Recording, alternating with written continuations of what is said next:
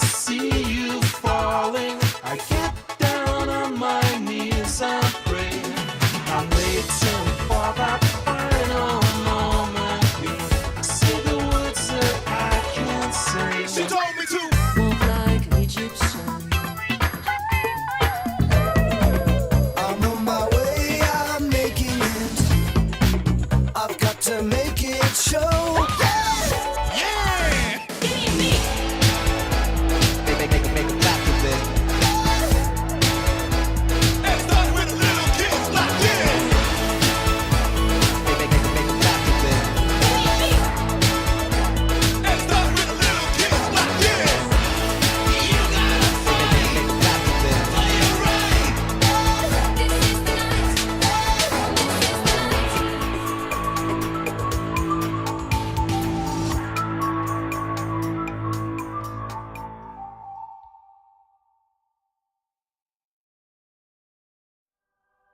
It's the end of the world as we know it.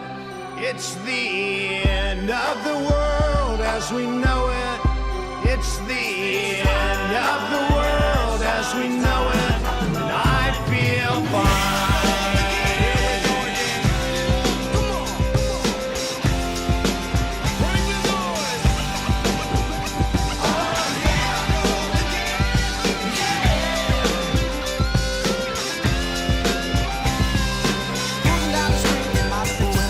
But nice if I could touch your body. I know not everybody has got a body like you, but I gotta think twice before I give my heart away. And I know all the games you play because I play them too, baby. Here we go again. Storm and peppers here and we're in effect. Want you to push it back. Cooling by day, even at night. Working up a sweat. Come on, girl, let's go show the guys that we know how to become number one in a hot body show. Now push it. This one goes out to my love. This one goes out to the one I've left behind.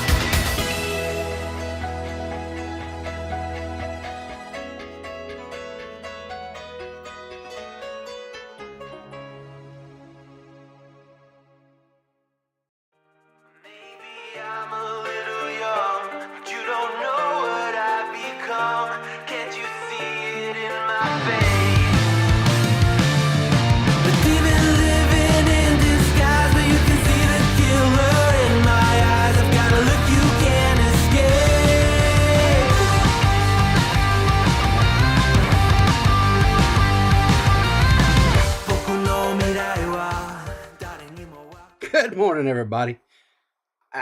I'm pretty impressed with myself. I haven't streamed in like what, a month, maybe a little bit longer, and I think that little intro whole thing, I think it went pretty smoothly. I'm pretty proud of myself. I even remembered to unmute my microphone. You know, maybe I don't suffer from Joe Biden disease after all. Maybe I still have a few old synapses up there that wants to work. Anyway, just real quick, before I get into today's topic, which we're going to be talking about, we're going to be talking about consequences of our votes. The consequences of our votes. But before we get into that, and no, it's not political. I don't do politics. I'm not a bread tuber. Okay, this is strictly. You'll see, it's kind of a meme, a joke, or whatever, right? Because there's nothing about me that's serious, other than, well, I'm terminally stupid. But anyway,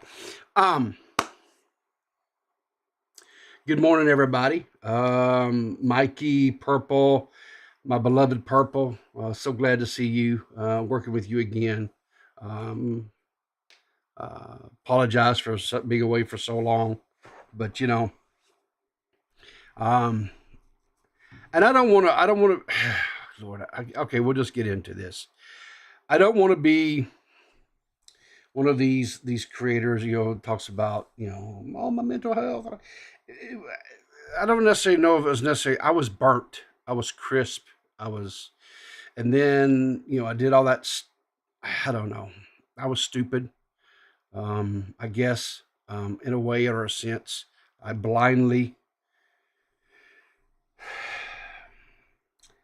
think Matt Pitts said it probably the best, is that if I'm your friend, I am loyal to a fault.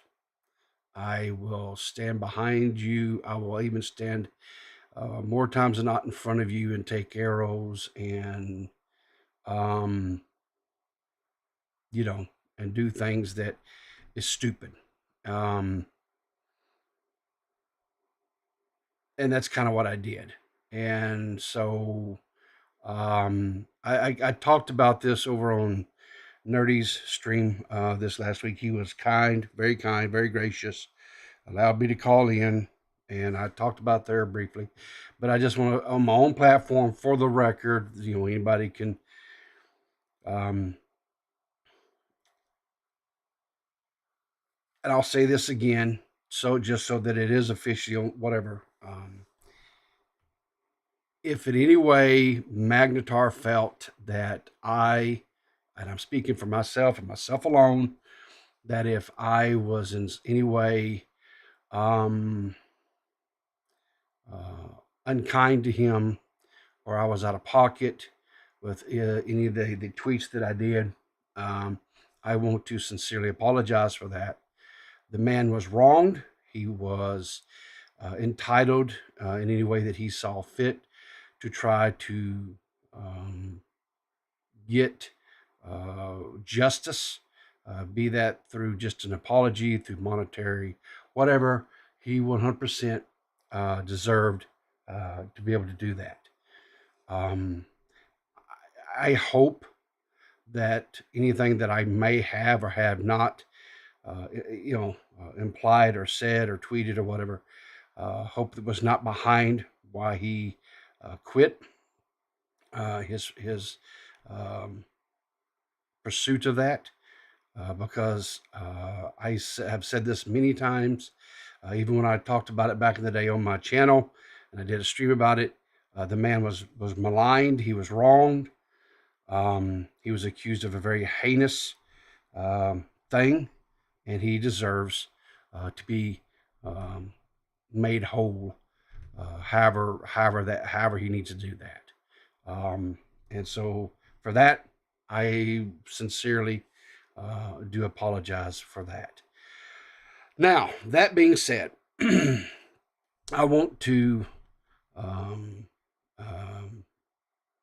I guess we'll just get into the show, because I've got some more things I'm going to say, but I'm going to kind of save it to the end of the thing. Let's see here. Do I have? No, I don't. So let me pull that up, because why? I'm an idiot. That's why. I'm 100% an idiot. And there we go. So let me pull this up over here. Let's go to, we gotta go here. Yeah, and we gotta do here. There we go. Why is the Discord thing? Hang on a second. I've been working. Okay, yeah. I've been working on trying to get the stream layout maybe a little bit better. I don't know. I'll just, maybe I put it down. I don't know. I don't know where to stick this thing. I get whatever. We'll put it there for right now. You know what? I may just, honestly, I'll probably just turn it off right now. But anyway, I can't find any way to where to put it, but it doesn't matter. All right. So what? Okay. So let's do the coffee thing, the meme. We got to do the meme. Always got to do the meme, right? So happy Saturday. It's a time to relax with a cup of freshly brewed happiness. Whatever that is that you've got. I've got some good old community coffee here, which is my brand of choice. Catching up 1.5 speed. Well, then you'll probably hear me talk how normal people talk. Squatching. So you're the better off on that one. But anyway, yeah. So community coffee and of course agua, right? Because I feel like today. Thank you, Ward Hellfire. I appreciate it. I feel like today is going to be kind of a long one because I have quite a bit to go through. But like, I don't know. Can I show? How do I do? If I do this one here, yeah. See all those tabs, guys? See, you see all these tabs up here? You see all these? Look at 1,000 tabs. Yeah, 1,000 tabs. 1,000. At least 1,000. Oh my gosh. How did we get here? Well, here's how we get here. This is what started this. Me being funny. No, I'm not really funny. I'm not funny at all. Funny looking. Retarded at best. I put out a tweet saying I'm toying with doing a stream in the morning. And for the longest time, the don't do it and just go away loser was, I mean, they were there. I mean, I was like, yes, finally, people were like, I was like, yeah, just go away. Just don't go away mad. Just go away with the big L right here on my forehead, right? The loser. And so I was like, yeah, but then I don't know. I think there were some shenanigans. I think Toxic said he logged in on like all 15 of his alts or something and voted, you know, because he's mean. He's mean like that. Meanie. But anyway, so what are we going to do? Well, so here's the deal. We're going to talk about the responsibility of voting. Now, what does that mean? I'm not talking about politics. Because, quite honestly, we're screwed. It doesn't matter. You vote left, you vote right, you vote independent. It doesn't matter. We're screwed. Did you see what we have? What our choices are here in the States? We're screwed. Doesn't matter. Let's just go on with that. So that's not what I'm talking about. What I'm talking about today is, well, there's no other way to put this. I'm talking about creators, right? And I guess I'll lump myself into that because even though I haven't been creating like on a regular basis as of recent time period, at one point I was creating like on the daily and in some cases multiple times a day because I was terminally jacked in to the Twitter and to the internet, and I had to have that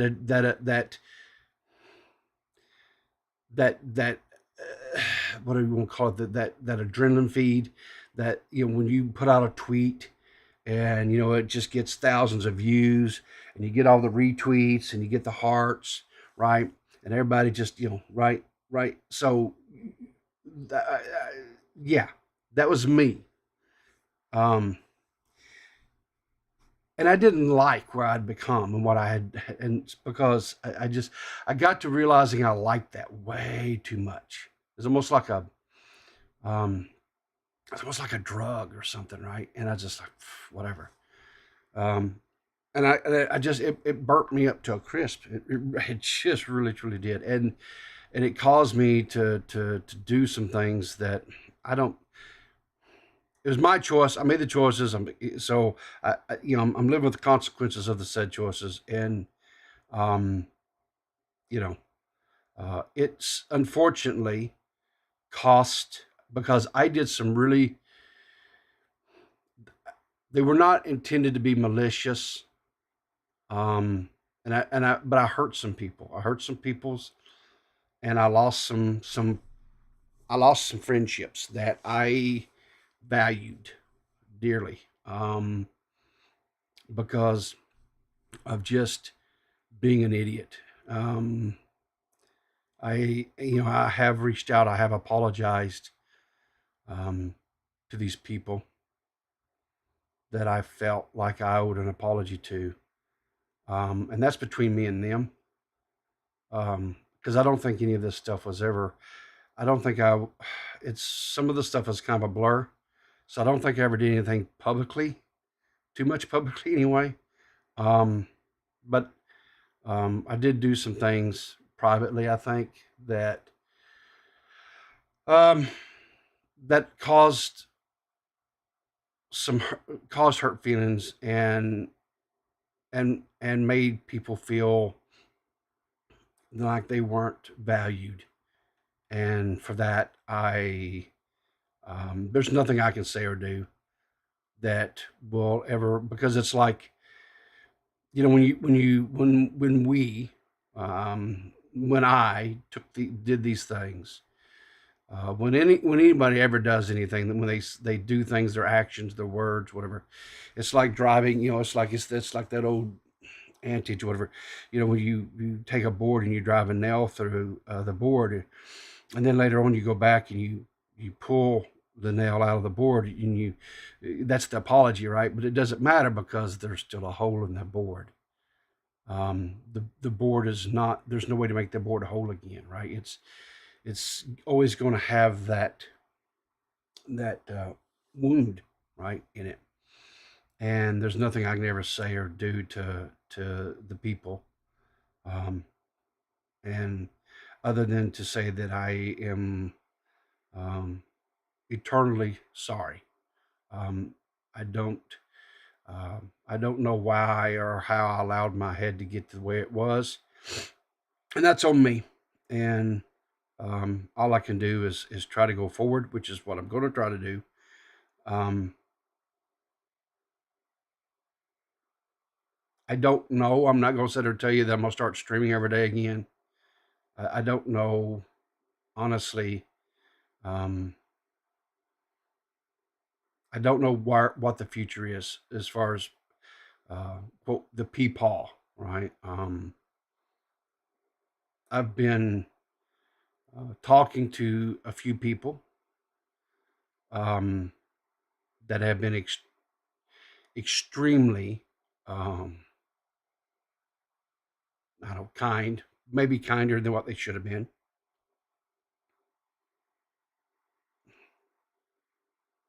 And that has helped. Has helped tremendously.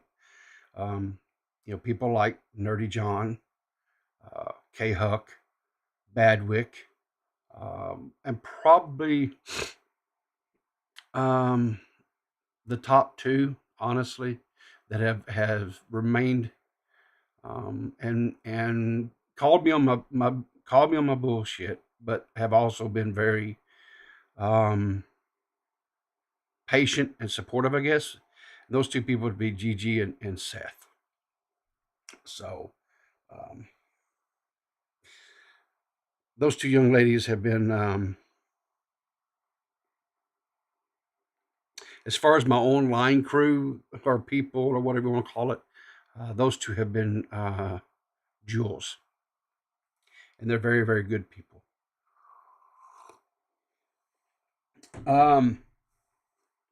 What have I been doing over the last few months? Playing games. Playing a lot of games. And just chilling. Watching movies. Watching TV series with people. Just chilling. Kind of getting, hopefully, back recentered. And I feel like I'm there. But anyway. But for all you guys that are here this morning, I am very appreciative for the people who will come and watch the video later on. I'm very appreciative. And it does mean a lot to me that you guys, are here. And so enough of that. I know I'm kind of being a Debbie Downer, and that's not really but that's kind of where my mind has been. And so maybe I just needed to kind of get that out of me, and hopefully I have. And so now let's go on and let's talk about how we, as consumers of content, how we have to make better choices and do better with our votes. And what is our votes? Well, our votes is our subscriptions. Our votes are donations. Our votes are giving our time and energies to creators that make content, because they benefit from the watch hours financially. They benefit from our donations, our subscriptions to their channels, things like that. And, we have to do better. And I include myself in this. So when I say we, I mean all of us, me. I'm talking to me. I'm talking to anybody that hears this voice. And what do I mean by that? Okay, well, let's just start with somebody like this. This is Neon. Well, who's Neon? Neon is this young creator who's been making content for several years. And one of his more recent videos, he spent like $4,000 at this really big water park, and he took these what he thought were friends, I guess, of his, to this water park, dropped like $4,000 on them, for them to basically just kind of I don't care about the audio. Just kind of want to play this. They kind of just, they goof on him. They, just treat him like garbage for the most part, I think. And then later on, what happens is he gets, because Neon is terminally online and he's terminally retarded. He starts doing what Neon does, which is to aggravate the people who are at this water park just working, right? They're working, they're trying to make a living, they're probably making minimum wage at best. And he harasses them, whatever, right? And so then what happens is he what the hell? So then he winds up. Time to go home. My bad. I was just having. Shut up. So then security gets called in, right? And he gets evicted from this water park. And rightfully so. Yes. Good for them. Out of here, right? He's got to go. He's out of here, right? Because he's harassed the staff and stuff, and he's just being a complete total asshole. And I have zero problems with that. I have absolutely zero problems with getting, him getting out. And of course, they show here, some, and this clip here by, I think it was Drama Alert Twitter is where I got this from anyway. But he's just one of many. He's just one of many of idiots like him, right?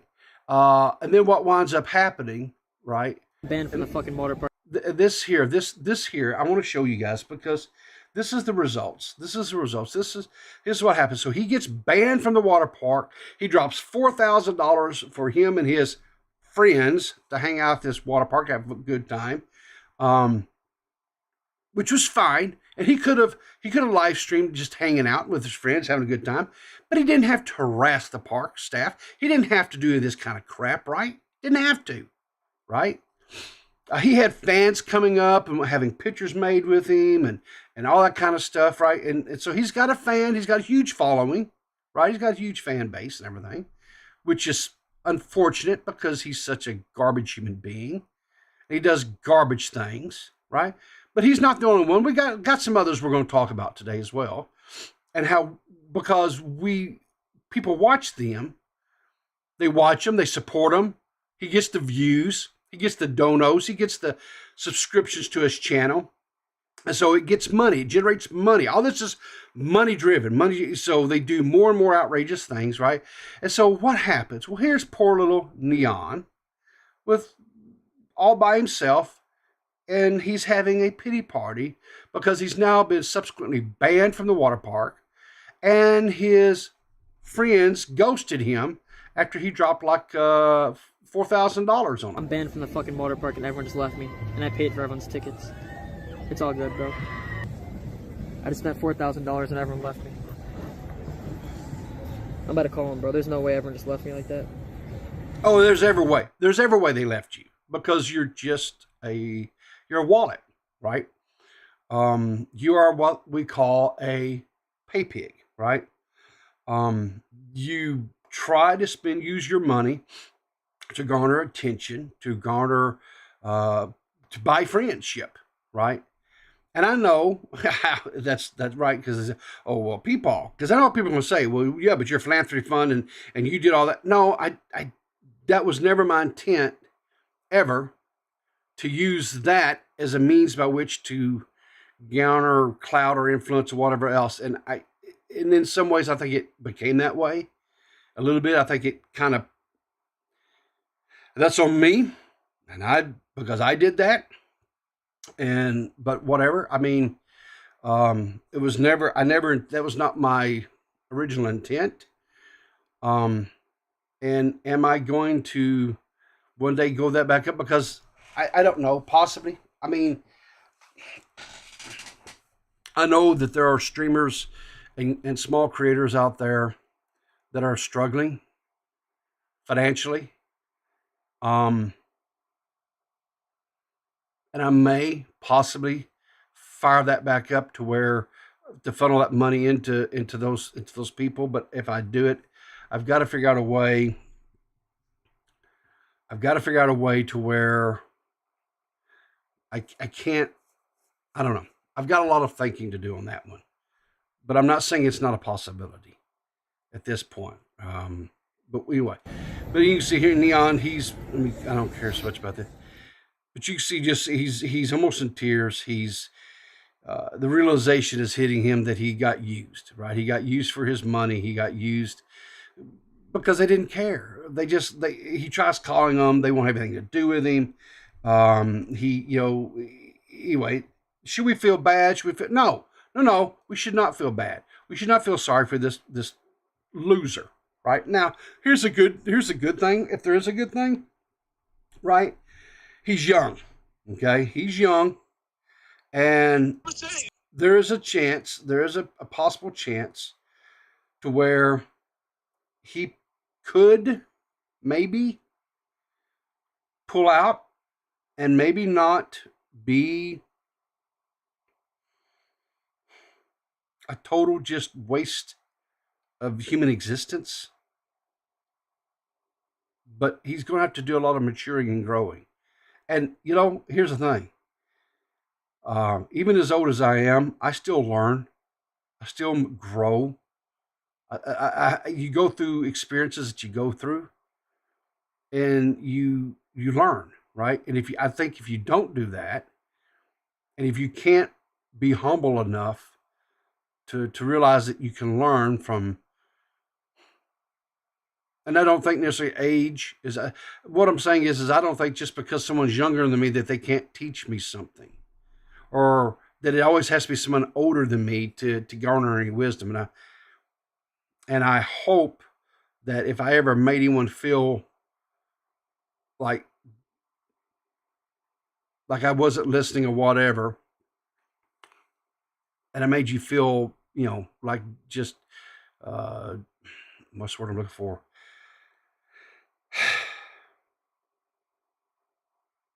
Not valued, or I hope I didn't do that, but if I did, I apologize for that. So, yeah, exactly, Asmo. You're correct. maggot. I feel like these streamers can't just keep going until they crash. But every time. Well, I think, I think that can be said about anybody, right? I mean, this next person that we're going to talk about, you go back and you look over this next person's career, right? They started off over on Vine, then they migrated to YouTube, and they started growing hugely on YouTube, and to where now he has a drink company, right? A energy drink company with KSI, and he has a contract with WWE, and of course, I'm talking about the one and only Logan Paul, right? Well, Logan Paul, I mean, he had the whole deal where, the suicide forced, whatever, right? And the gray hoodie apology and all that stuff, right? Here's another one that has repeatedly made some really colossal, I feel, and I could be wrong, missteps, mistakes, whatever, but yet people still continue to watch him. He still continues to garner money off of the views, the clicks, and of course that was able to parlay that into huge brand deals, and now he has his, like I said, his own energy drink company and everything. I mean, the dude's huge, and hey, good for him, right? I guess. I don't know necessarily if he's as much of a human garbage pan as he once was, but as we see in this article here from Deserto, was published out a couple of days ago, he's suing CoffeeZilla over, quote, defamation over his crypto zoo scam accusations. Well, now I haven't seen CoffeeZilla cover or put anything out in a while, but the last thing I know that he covered, but that was, Logan had agreed. We all saw, I'm sure most of us, because I think, pretty much everybody in this community has seen it, because one person or another has covered this or whatever, be it a Kavos video or a CoffeeZilla video, or maybe, maybe even I may have covered it back in the day on my channel here, or, covered how he had agreed to put monies back out of his own pocket to make whole some of the investors or whatever. There were certain stipulations and what have you, but the last I heard, where was reported by Coffee, was that Logan had never done that. Now he may subsequently have, but the last I heard was, and he even came out and thanked Coffee for bringing all this to his attention. I mean, am I dreaming this, or am I remembering correctly? Because I'm pretty sure that's what. But now he's saying that he's going to sue him over defamation. The article goes on to say, it says, Logan Paul has filed a defamation suit against CoffeeZilla, also known as Stephen Feidenson, I don't know, as a result of the video series he made labeling Paul's Crypto Zoo a scam. I'm going to just say Coffee, because I don't want to butcher his last name, has made a number of videos and comments about Paul's handling of the Crypto Zoo, with a number of allegations against the NFT game that called it a scam and a con. And a 47 page, at least it wasn't a Google document, it's just a regular document, served to CoffeeZilla. Logan Paul's lawsuit opens as following. Plaintiff Logan Paul, a globally recognized entertainer, athlete, and entrepreneur, brings this defamation action against defendant CoffeeZilla, a self-described investigative journalist and internet detective with no actual journalism training or a private investigator's license. Well, okay, that's fine. That's fine. But what denotes a journalist? What determines what a journalist is, right? Is it you have to go to some college and receive a degree in journalism? Because if that's the case, I know a few journalists out there that are just pretty horrible, that have, quote, journalism degrees. But whatever. To hold him accountable for maliciously and repeatedly publishing false statements accusing Paul of operating a scam in connection with a troubled blockchain project called CryptoZoo. The defamation suit states that the YouTuber confidently told his viewers not only that the project was a scam, that it was a scam conceived of and perpetrated by Paul. So, here's another example. You go back and you look at YouTube, look and do and search, and you'll find where there were creators who were making, quote, exposed videos on Logan Paul back in 2016, maybe even 20. I think the Paul brothers showed up from Vine either around end of 2015, beginning of 2016, somewhere, and right off from the get-go, just horrible problems with neighbors. Anyway, it just long history there. We'll just leave it at that. With some problematic actions, behaviors. Well, so why the question? So why do we continue? Why do we continue to watch these people? Why do their fans continue to support them? Entertainment? Okay, sure. But I don't know. I think maybe it's more of a reflection possibly on, well, I don't know, oatmeal for brains, right? Kind of a fall, what do you call it? A callback to that merch line I did back years, whatever, a year or two ago, whatever it was. Yeah, oatmeal for brains. I think our minds have become so accustomed to just this type of guilty pleasure. Yeah, I don't know, K-Huck. I just don't know. This next cat, I've talked about him several times. This is Jack Doherty. Okay, this is one of his. This particular video here is actually a segment from one of Morse Critical's videos that he did on him. I tried to find this. I couldn't find this segment here, which is what I was actually looking for. But anyway, this is where Jack was in a mall, and he's just going around, and he flexes on this guy here. The guy says, hey, what the hell is your problem, basically? And then he gets all tough and stuff, right? Because his bodyguard steps in and, and he starts acting all tough, like, yeah, we're going to do now, right? Look at arrogant little cocksucker. Just needs the ever-living just dog mess beat out of him. But, here's another guy, right? And he's not the only one. There's multitude of these guys out here, right? And most recently, here he is where he was at a gas station by himself, and he gets run up on by a bunch of young guys filming him, talking, trash to him, whatever. I don't know. This could have all been what do you call it? A bit, whatever you want to call it, scheduled type thing, what have you. I don't know, but it just kind of goes to show. And the whole premise here is that when he's not got his quote bodyguard around him or whatever, he's not tough. He's just a weakling.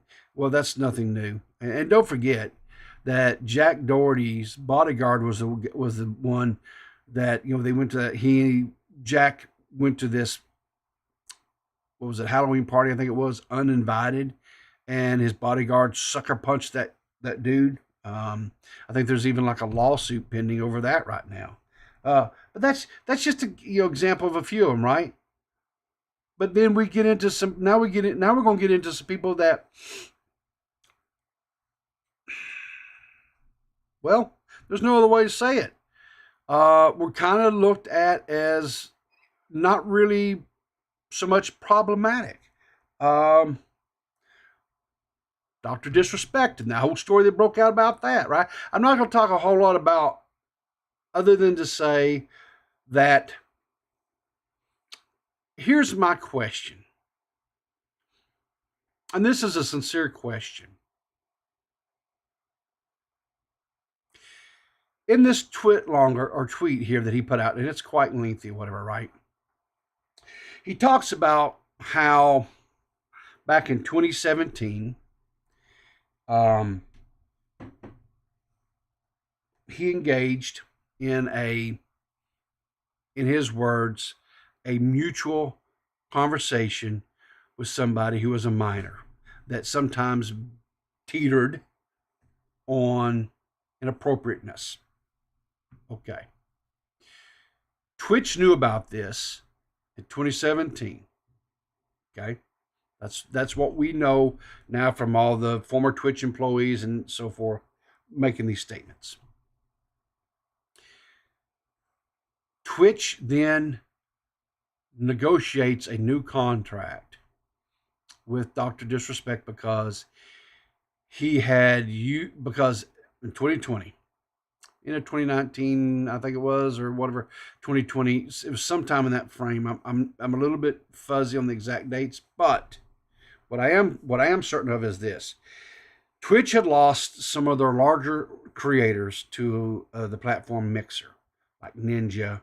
There's a couple others that went over there, and Doc was using that platform as leverage to negotiate a really big payout from contract with Twitch for him to remain there, which would have made him the largest, if not one of the largest streamers on the platform at that time, back in 2020. They signed the contract with him. They enter into a deal with him, a new contract. And this was after they knew about this inappropriate conversations that were going on in 2017. Make it make sense. Make it make sense. I have made comments stuff in the past about how horrible of a platform Twitch is, and how they do not equally apply their policies. And it bases their policies applications are based upon the creators and how, if they are within the protected bubble of Twitch and their staff, or if they're outside of that bubble, right? That's what it boils down to, period. But how is it that a company that knew about this was willing to sign a new multi-million-dollar contract with a guy who is engaging in this type of behavior? What does that tell you about that company as a whole?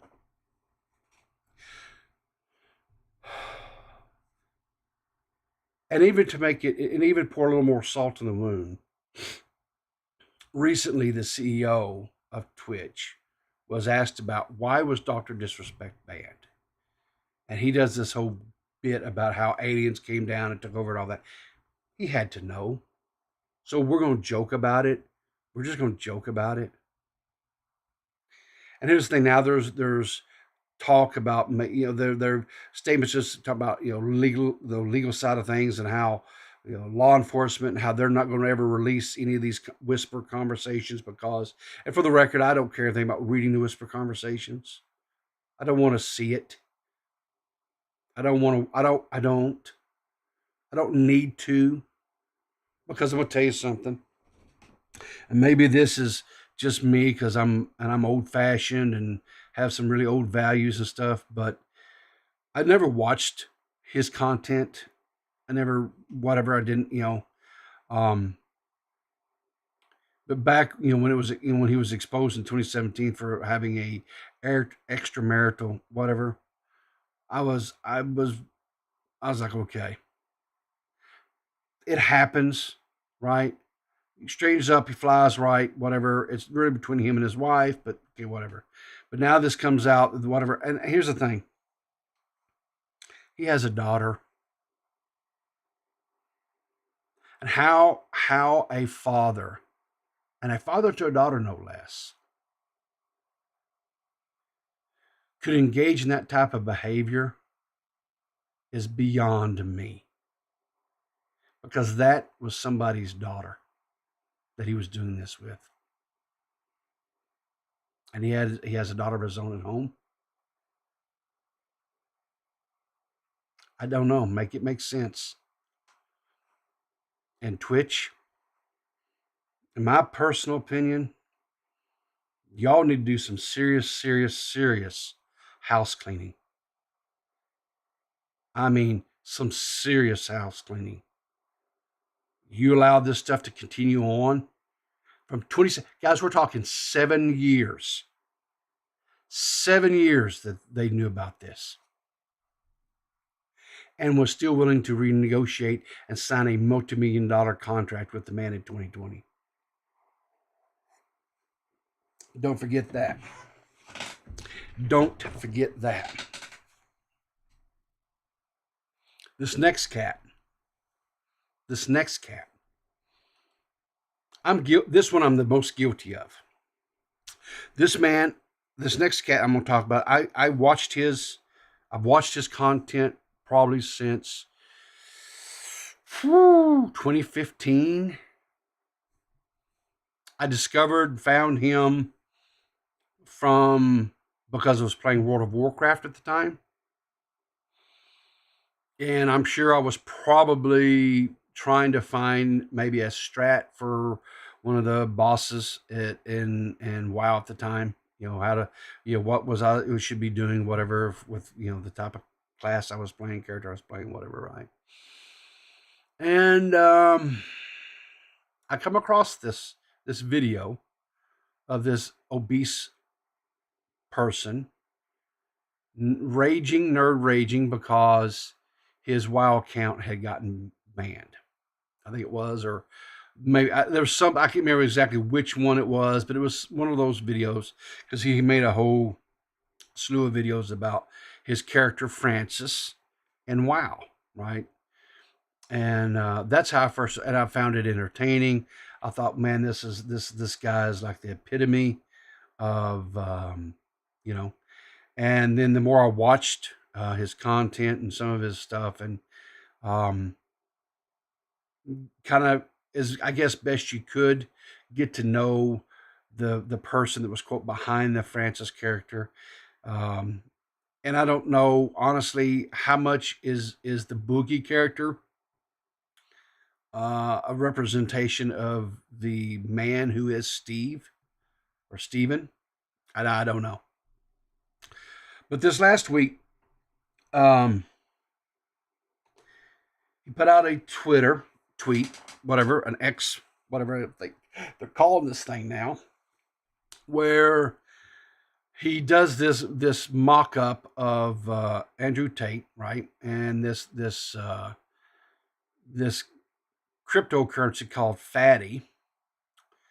And he sold what little, I guess, of his reputation or whatever that he had down the drain. I watched and I've listened to what he said. His tweets. I've listened to the live stream that they did over on the LawCow podcast, whatever it is, LawCow Live podcast, whatever the hell that is, where they had the two men behind this that approached and paid Boogie to use his influence to hype this coin. And I get what he's saying. It's a meme. It's a joke. It's this, it's that, it's whatever else. And this argument about it's only the crypto bros that's doing this, whatever. You could say that, right? You could say that. I don't know enough about cryptocurrency. I'm not a smart guy when it comes to that kind of stuff. I'm pretty good about real actual dollars and cents, checking accounts, savings accounts, investments, that stuff that's real. And that's not to say that crypto is not real, and it's not something that potentially somewhere down the road could be become a currency that, you know, could be used or done or whatever. I just hope it's not in my lifetime because I don't want to learn. I don't want to learn a whole nother way to try to do conduct financial transactions and crap. I just don't. I don't. Please hold off until after I've died to do this to me. Please, this next generation, do that for me. Be kind. But anyway, he put this stuff out, you know, and he, um, I, you know, what is the? I guess the question is maybe, I don't know. Am I just being stupid? Am I am I am I so far out of touch with what today is the stuff that to believe that your reputation should mean something, you know? And so honestly, this last one, Boogie, probably was the one that bothered me the most. I never really watched Neon. Won't ever rewatch Neon, other than to just make fun of him because he's stupid. Same thing with Logan Paul or Jack Doherty, right? Doctor Disrespect. I never really watched those guys. They were not in my wheelhouse of regular consumption of content. Boogie was, you know. And here's the thing. Here's the thing about this. You know, when I always felt Boogie, especially after the phone conversation that he and I had, I felt like he was manipulative. But aren't we all a little bit manipulative and to a certain degree? Some are worse than others. I know I can be manipulative at times. But I felt like after I got that he was trying to be extremely manipulative with me. And I was like, okay, well maybe that's just how he is used to having to deal with people. And so I gave him the benefit of the doubt. I gave him, whatever. And I felt like some of the stuff, honestly, truthfully, I felt like a lot of the stuff that he talked about as far as his childhood growing up and stuff, some of the things that he says occurred, whatever, I was starting to really question. Was it real and true, or was this something that he was just using to try to manipulate people? And then the Law Call Live podcast, I brought his brother on and had did an interview with him. And let me just say, if you haven't watched that, go watch it. It is a very good episode. Probably one of my favorites from that entire podcast so far. And Boogie's brother comes on and not only confirms what Boogie had been saying, but in some cases, says it was actually worse than what Boogie described, and in other situations corrected because some of the stuff that Boogie said, because misremembering or just hyperbole or whatever, he corrected some things for the record as well. And I came away from that feeling like a little bit of renewed faith, I guess, in Boogie, and like, okay, maybe he's not as manipulative as I once thought. And then he does this, and I was so disappointed. I was really truly disappointed. I understand the man has got financial struggles. I get that. I 100% get that. I understand how he's got medical conditions that are quite costly. He doesn't have like health insurance and things like that, because he made some very bad financial decisions in cryptocurrency of all things. So I understand, right? But, and so because he did these bad investments and he lost the bulk of his savings in this cryptocurrency stuff, why he would do this is beyond my comprehension. It's to me, this kind of just goes to show that he has no real morals, no ethics, no scruples, um, nothing. Um, and I believe he's very exploitative. I believe he exploits the situation. I believe he uh, is very exploitive. And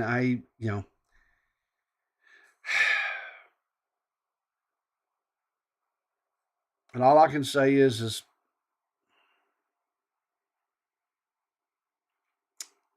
so long.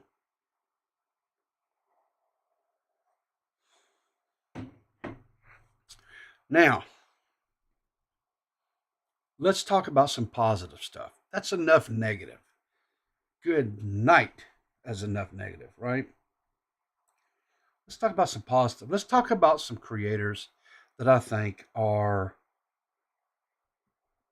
They're not. I'm not touting these people as be your own. Be your ultimately. You need to be your own judgment. Use your own judgment. Use your own. But these are some creators that I watch that I feel like are people that we can have some faith in as not just being garbage people and that aren't necessarily going to just sell us down the road, right? Okay. The first one, and probably the top of the list for me, has to be Willie Mack. Willie Mack is just a good dude. I have had the pleasure of talking with Willie Mack on several occasions. He's just a really good dude, and I cannot encourage you enough that if you're not subscribed to Willie's channel, subscribe to it. Watch his videos. They're entertaining. They're very well edited. And he probably, in my opinion, because he does ads and stuff or partnership deals and stuff with different sponsors and stuff. He does some of the best ad reads and stuff, and integrating I don't know, whatever, you know what I mean. Okay, my Biden's kicking in here. As far as melding that sponsor for that video into the video, he does a really good job of it. I cannot recommend Willie enough. To go check it out. This next guy, Tommy. I have been watching Tommy, subscribed to Tommy for since 2015, 2016. Tommy and I don't always see eye to eye, and that's okay. But I truly do like Tommy. Hard pass.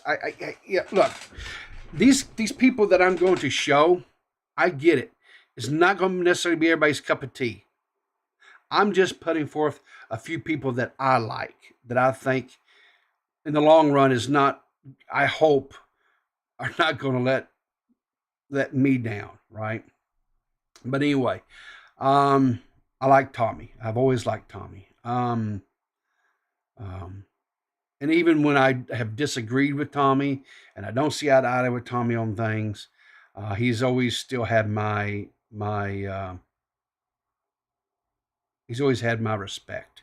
I don't know if I don't know if necessarily I have always had or his respect, but he's always had mine. And that's where I will leave that. This next one, K-Huck. I'm not for sure how, when, or where I got, what would you call it? Introduced, I guess, to K-Huck and her crew. But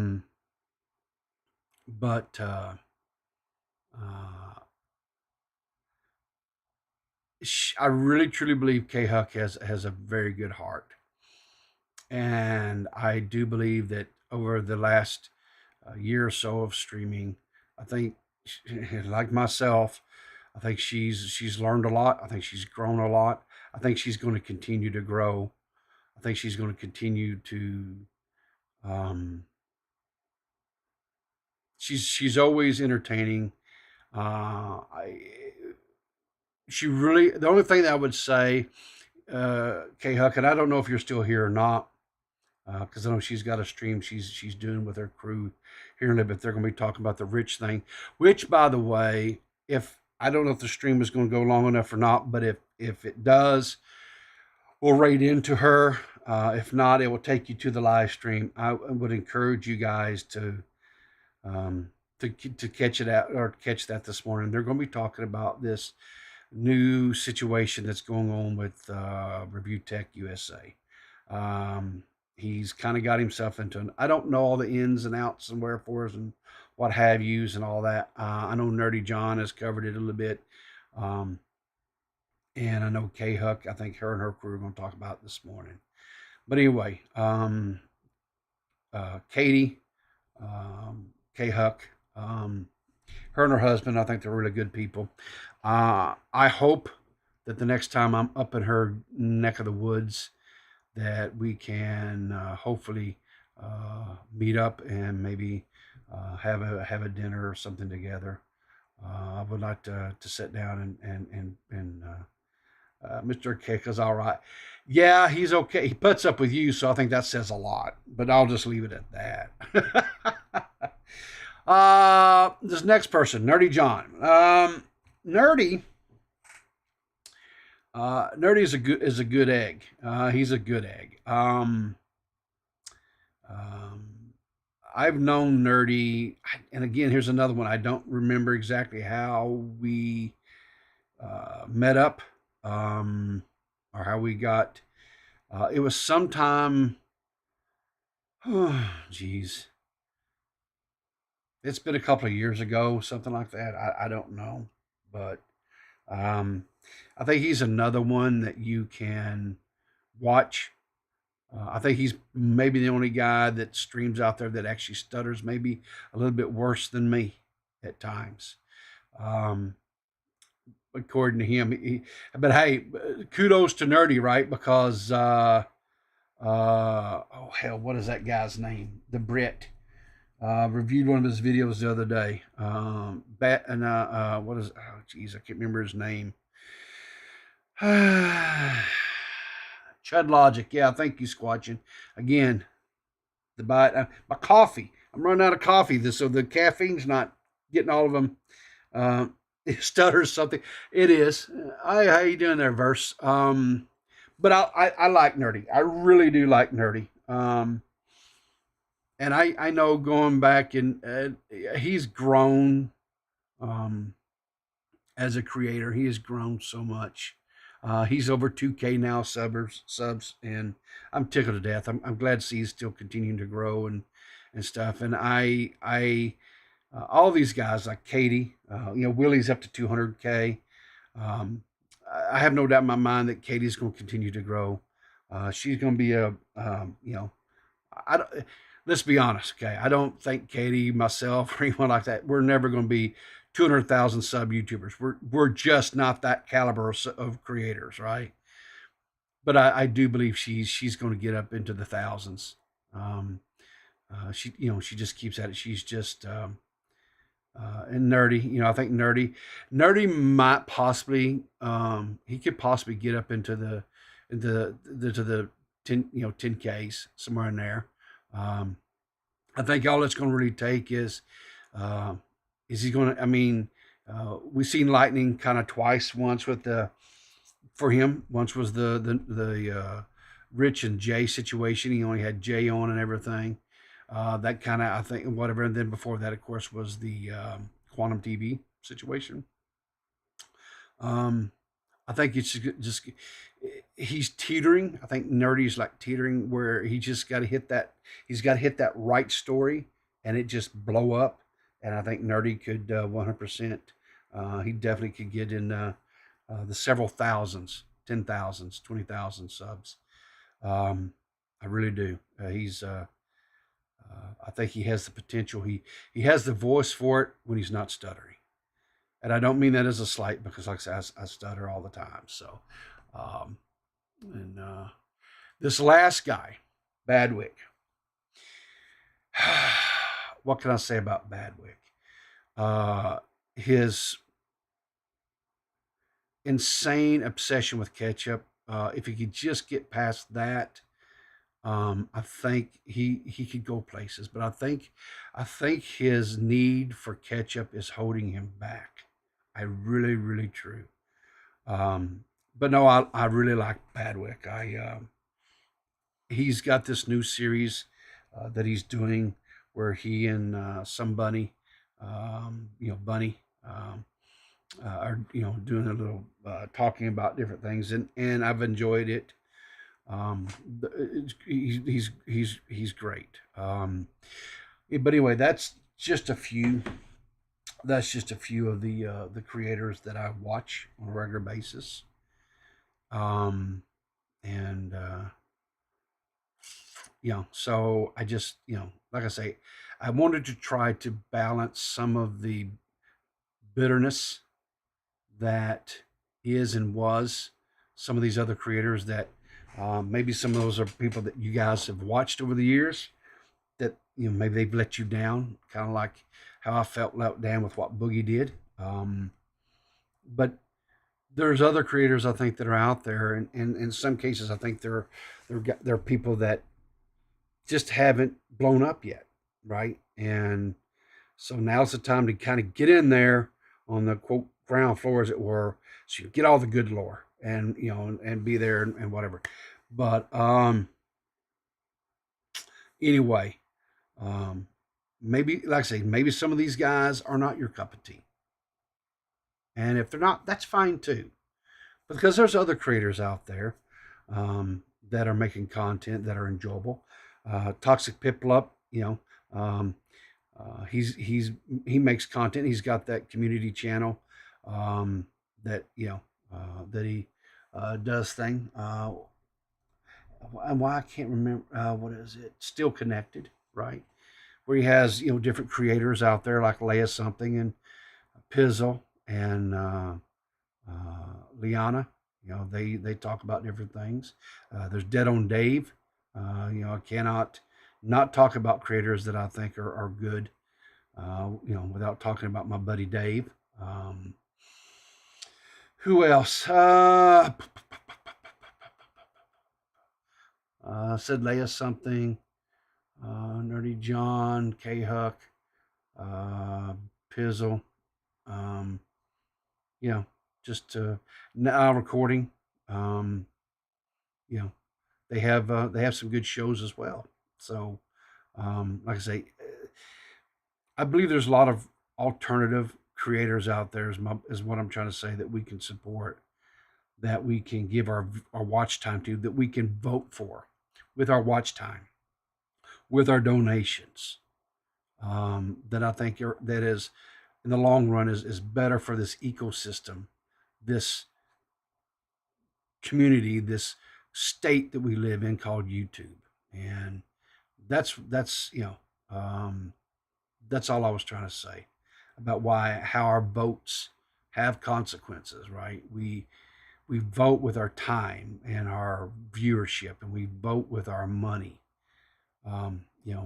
That's why, if there's a business, local business, whatever, that's not treating their customers and their stuff right, people quit going in there. You vote with your pocketbook. You will make an impact. Vote with your pocketbook. Positively, negatively on anybody. You want to make an impact. You vote with your pocketbook. Anyway, what else here? All right, so it can't be a peepaw stream, right?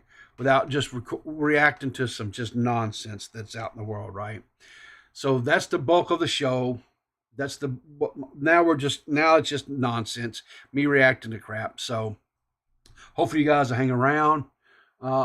There is a Waffle House story, Gigi. The purple paw prints, the angel that she is, she found us a Waffle House story. But I'm not going to give it to you right off the bat. You know, we have to save that stuff for the last, right? So anyway, so this first one, here we go. Final nail in the coffin of a 91-year-old. This business had been in on 91. Okay, whew. The owner of this business was 91 years old and was closed. It was an iconic Hollywood Arby's because of California recently put into place a $20 an hour minimum wage. And it caused this owner to have to close up their doors, roll up the shutters. All that plywood closing the book on the Arby's franchise, which opened on January 5th of 1969. Once 55 years. This business, this Arby's had been in business for 55 years. And then California raised their minimum wage to $20 an hour, and they just couldn't afford it. Profit margins are, especially in the fast food industry, are is a very volatile thing, right?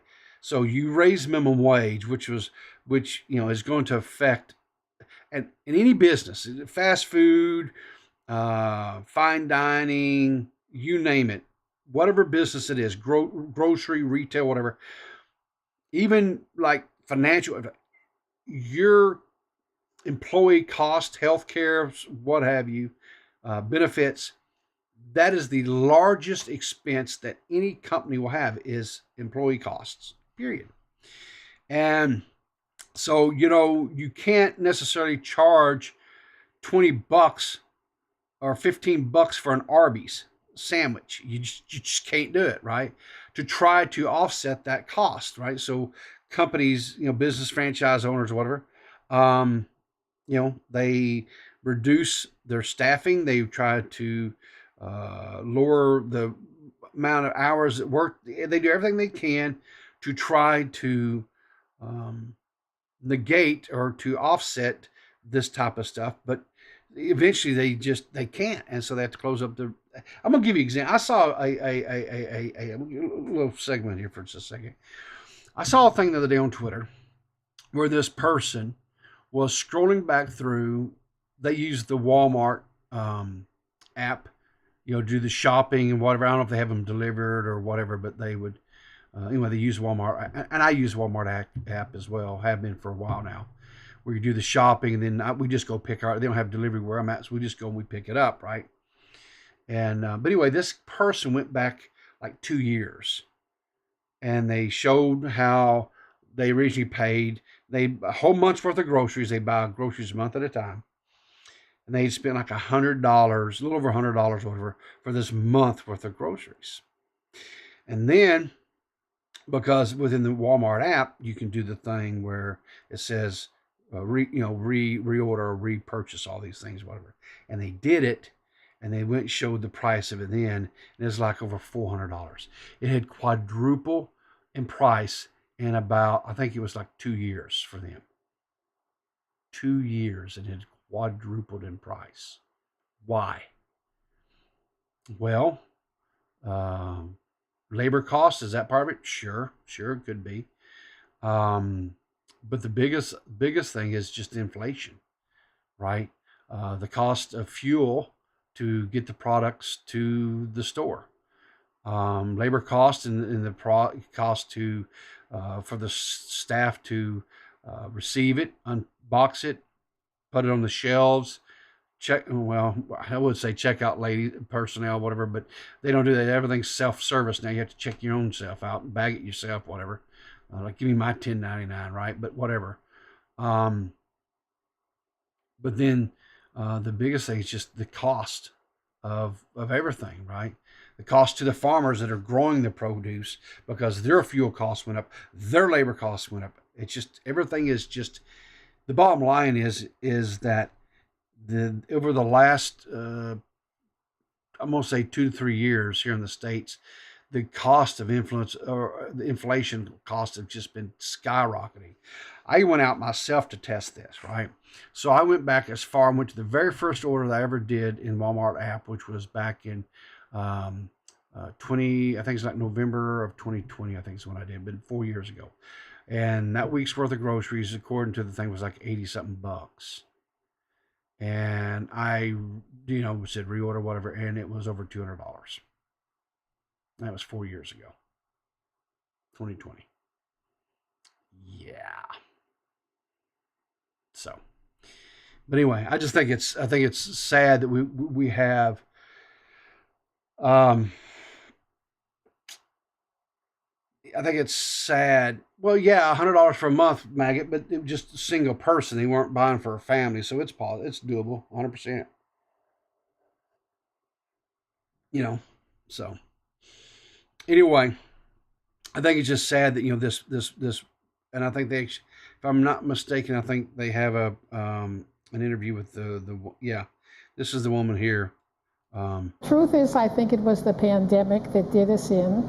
I really feel we would have closed during the pandemic, except for the federal loans. Arby's is demanding more technical equipment, which we couldn't afford. And I don't think the $20 an hour wage increase helped either. I'm awfully sorry that it came to this. I think we did a good job for 50. All that. Anyway, so this poor lady who had been running this thing for, what was it, 25, was it 25 years? 55 years, that, and probably her and her husband started it, more than likely, I would guess, and closed up.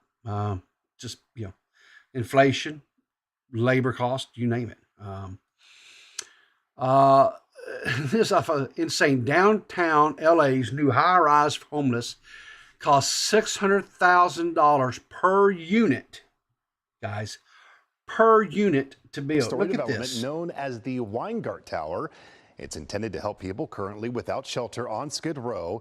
This will be LA's largest permanent supportive housing project. There is an entire floor of offices for caseworkers, and the list of amenities is pretty impressive. As you mentioned, there's a gym, an art room, a music room, and a computer room and library. People living here will enjoy 6 common balconies and a cafe. The $165 million project is receiving permanent financing from Proposition HHH, which voters overwhelmingly passed in 2016. The new tower is also receiving state housing funds and $56 million in state tax credits. Yeah. 600,000 per unit. They get gym, cafe, coffee, every way. Yeah, exactly, Squatch. And what makes me want to quit my job and just join Skid Row?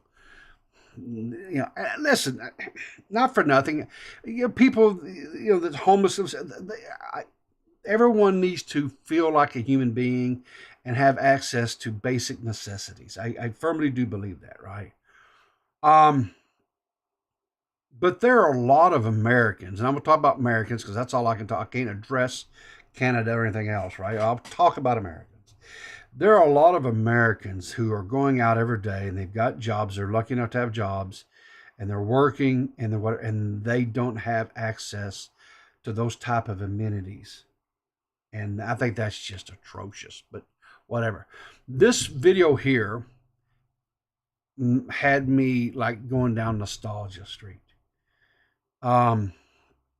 This here was, back in the 90s, early 90s, I was living down in Louisiana, Shreveport, Louisiana. And this was this, of course, we didn't have the fancy lights and all that kind of stuff in our cases and what have you, but it was usually very dark, in a dark room, and it would wouldn't have these fancy chairs. Most of the time it was just like folding chairs or whatever. I would go to these LAN parties. Yes, stinky, yes, and people would be drinking balls.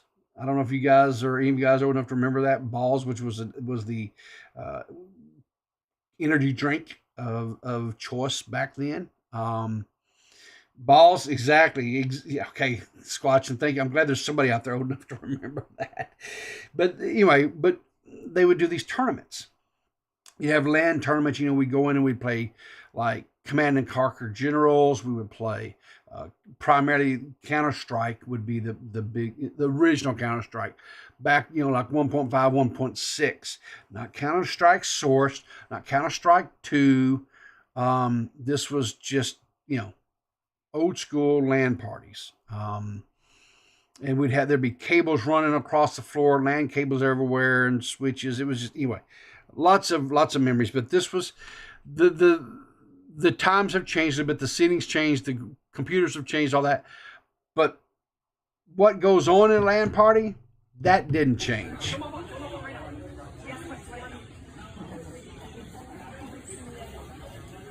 Hey, don't fucking trick me! You get the fuck out of my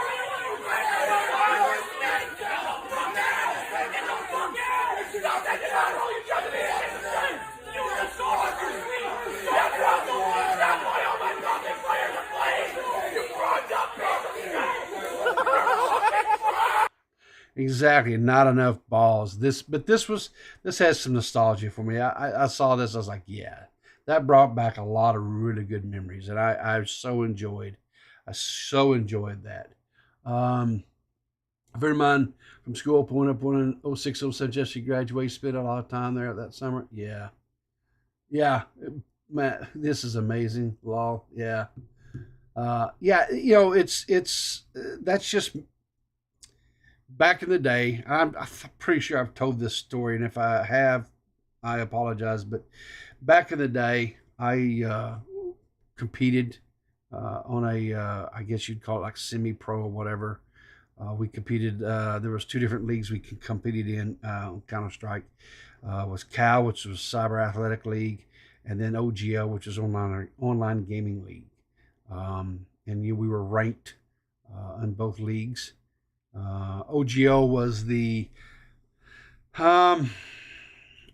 it was not as competitive as CAL, but there were several times that we were actually the number one seat in OGL, the team I was on. But that was back in the 90s, and I can't do that. I can't game like that today. My hand coordination has tremendously failed, and so that kind of leads me into this. Amaranth, you guys know who Amaranth, right? I don't know if you guys saw this. She recently bought into an esports team, right? Part of ownership, and she's joined other creators like Disguised Toast and Most Critical as far as doing the being a co-founder in esports or co-owner or whatever in esports teams and stuff, right? What is the name? What is the name? Does it give the name of the team here? I know it's been a while since I've read this. Okay, it's Houston-based Wildcard Gaming. Yeah, so they're based out of Houston, Texas. I'm assuming when they say Houston, that's what comes to my mind, is Houston, Texas. But I guess they do Rainbow Six, and they also do. I think they also saw something. Rainbow. I thought there was another one. I don't know, maybe not. Anyway, but so I guess good for her. I'm just, as a gamer, as someone who games and stuff, personally, I'm glad to see that they're still doing these LAN parties. I'm glad to see that we still have esports and that stuff goes on. I don't necessarily always play the games that they compete and do whatever, but I'll just say this. Without those types of events like LANs and esports and those types of competitions, that's what drives gaming industry, is what drives hardware, right? So that's why you have the hardware companies constantly upgrading the GPUs and CPUs and motherboards and RAM and stuff to be able to handle the gaming and stuff. And so as a person I'm more of a hardware kind of a fan than I am, software, whatever. But I'm just glad to see that stuff is still going on. I wish there were LANs that were going on around me. I would go play in some LANs. There's nothing I love more than doing like RTS, LAN gaming, get in there and play, playing stuff like StarCraft 2, StarCraft, Command and Conquer series games. Those RTS, some of my fondest memories are doing LAN parties. I'd get off work like on a Friday evening, and someone would be hosting. There's one time there was this guy. He worked in this is so wild. He actually worked in like an auto body shop where they did auto body and stuff, right? And his boss would allow him to host the LANs inside of the shop, right? And so they would pull the cars and stuff out that they were working on, right, and put them over at the water. And then we would come in and we'd set up the tables and everything. And we would have those, if you've been in garage and mechanics, whatever, they'd have the big pull down recoil, like plug-in stuff for power, whatever. And we'd pull those down and we'd run power cords, power strips and, extension cords, stuff everywhere. And we would do all the things that you're not supposed to do, like we daisy chain power strips and stuff together to get power to everybody. And there would be Cat 5 cable running everywhere. And, there would be a couple of 3 different guys that had, 25 or 40 port switches. Or I don't even know if they were switches back then. They may have been hubs, which is, anyway, I don't want to get boggy up, but we would get in there and we start like at, 6, 7, 8 o'clock on a Friday night. And we would sit there and play LAN games, and there was no internet. We would set up a router or some kind of thing to issue DHCP IP addresses, but there was no internet. We didn't need internet because we would just play there locally, and we would sit there and play till like 6, 7, 8 o'clock in the morning, and we would have to get all that stuff broken down out of there because they would open up on their shops on Saturday mornings, right? I remember people exactly. Thank you, Asmo. I'm glad I have a few older viewers out there that can remember these. And it's such fun. You get in with your friends and you talk trash and you talk smack and just have what gaming was really about, which was having fun, right? And, that's just some of my favorite. And God, it'd be smelliest ones. Exactly. But all these guys were like, these weren't like office workers. I mean, these were guys who were out working by the sweat of their brow. You know what I'm saying? Their back. And they come in there after working out. They'd be hot and sweaty from working all day. And we get in there and you get coped up inside of a building.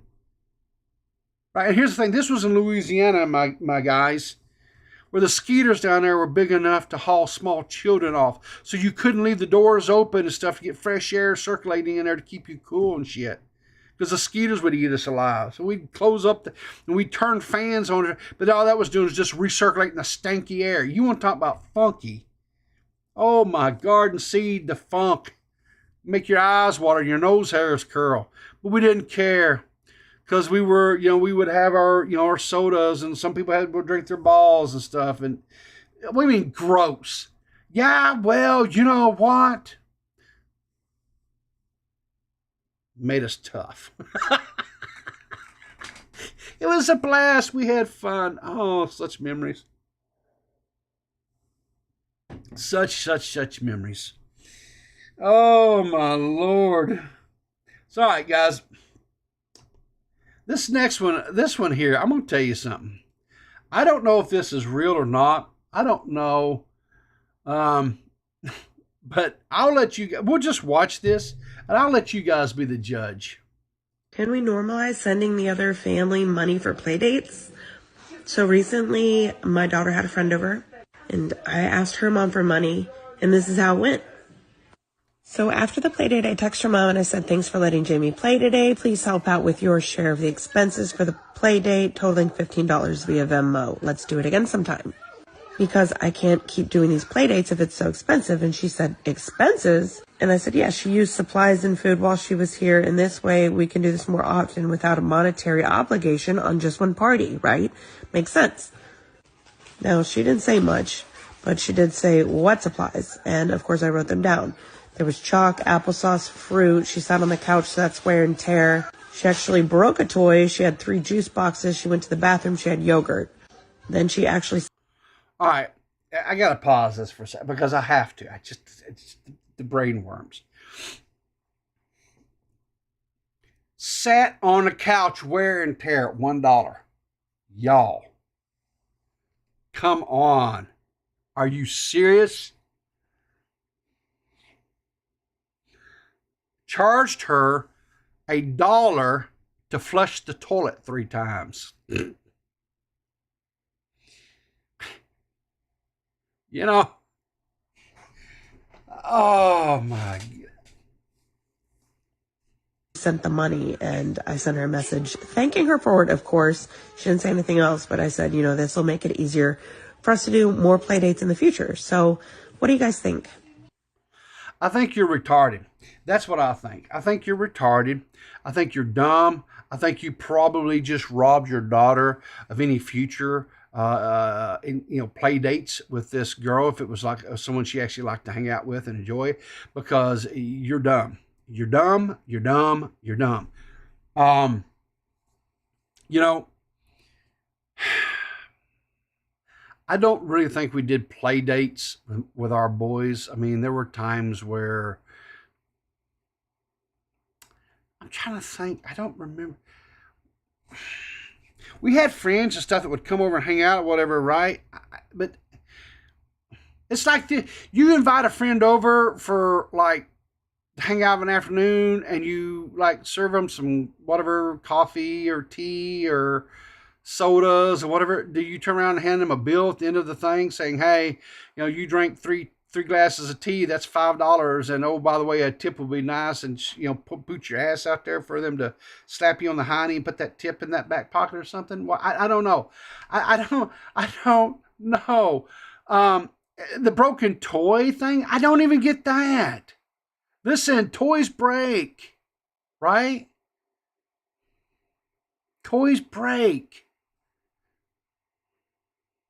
Wear and tear. I mean, I don't know. I just think I just feel like this mom is making, I think she's being stupid. I think she's being stupid. And I think she probably just cost a friendship with this mother and fun times and enjoyment with her daughter. I think that's what she did. I think that's exactly what she did. So, okay, so, all right, so Asmo, to me, the only thing valuable reason would be if the people hosting are poor enough, because I can't imagine not being embarrassed putting up a bill. I'm going to tell you something. If you're financially strapped, and there's nothing wrong with that, because everybody at different points in times of their lives are at different amounts of, you know, flush when it comes to, you know, money or whatever. If it's a period of time where you just can't do it, you just don't do it. And maybe here's the thing too. Here's a real noble idea. If these people were really truly friends, they might know that you were kind of struggling and say, hey, you know what, let us do the play dates for the next little bit or whatever, and kind of give you guys a break or whatever. Back and forth, flip flop, you know. Because here's the thing, honestly, that's the way it's supposed to be. Maybe this time it's over at person A's house and they provide whatever. And then next time it's over at person B's house and they do the things or whatever. And so that it's equalized, and there is no one person. And I would say if they're always at your house and you're always hosting, quote, the play dates, something tells me that's because you kind of want to be in control and you're trying to make it about you versus making it about your child having this experience and having some fun and playing with the friends and making those childhood memories. And shame on you, mama, if that's what that was. Shame on you. Um, this next one kind of, I don't know. I'm gonna probably get a little heat on this, I'm sure. But this is coming from the whatever. I think it's called Whatever Podcast or whatever, what have you. But this young lady here, this is one of those manosphere or red pill type things or whatever. Um, you know, what's that? I grew up at 800 square feet. There was no room to get togethers, but Ma always sent me with fresh. Exactly, right? Exactly, Squatching. Where there is a will, there is a way, right? Like if you couldn't host it, if you were going over to, the mom could send some snacks, exactly, some baked goods, or maybe some apple wedges, or some carrot sticks, or whatever, right? Exactly, Squatch. That's my point, right? Um, but anyway, so this next one here, I was really taken aback.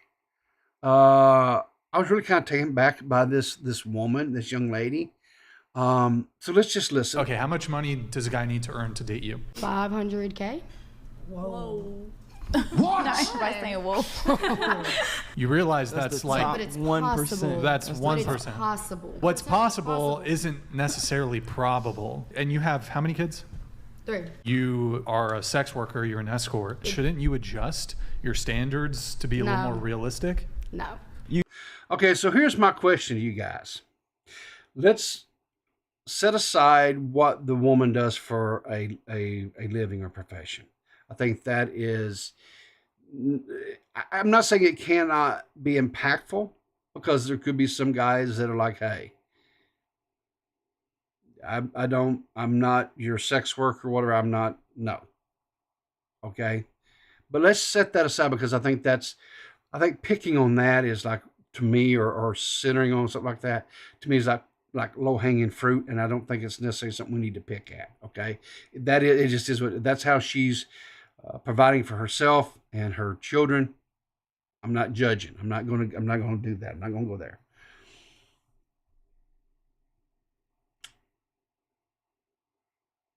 The fact that she wants a man that's making $500,000 a year, right?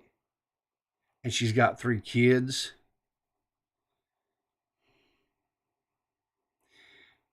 And she's right. It's possible. It is possible.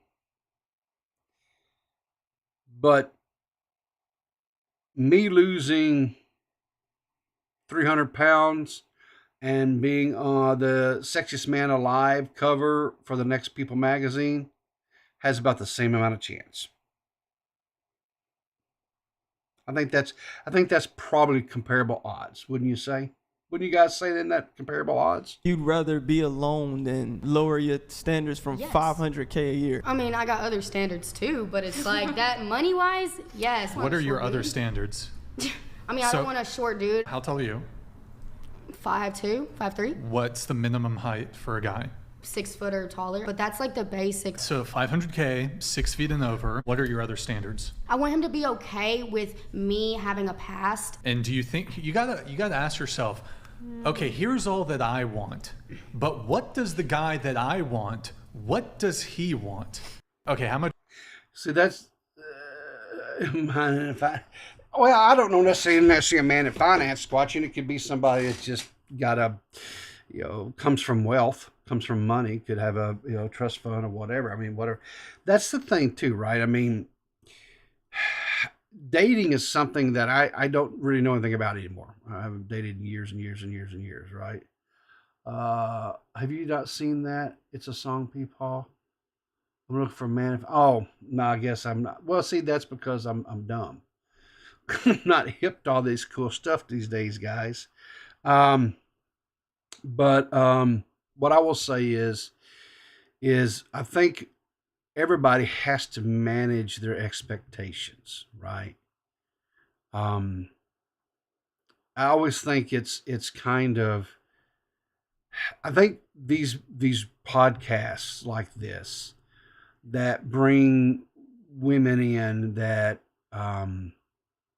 have these outlandish expectations, and I don't know if they're they're honestly trying to have a conversation with them where they're trying to get them to be more real, reasonable in their expectations, or if they're just bringing them in there to kind of mock them, to make fun of them, that type of stuff. But I see they put up these clips of these women like this, and initially I was like, man, there's just no way, right? There's just no way that that's a thing, right? It just can't be. But I don't know.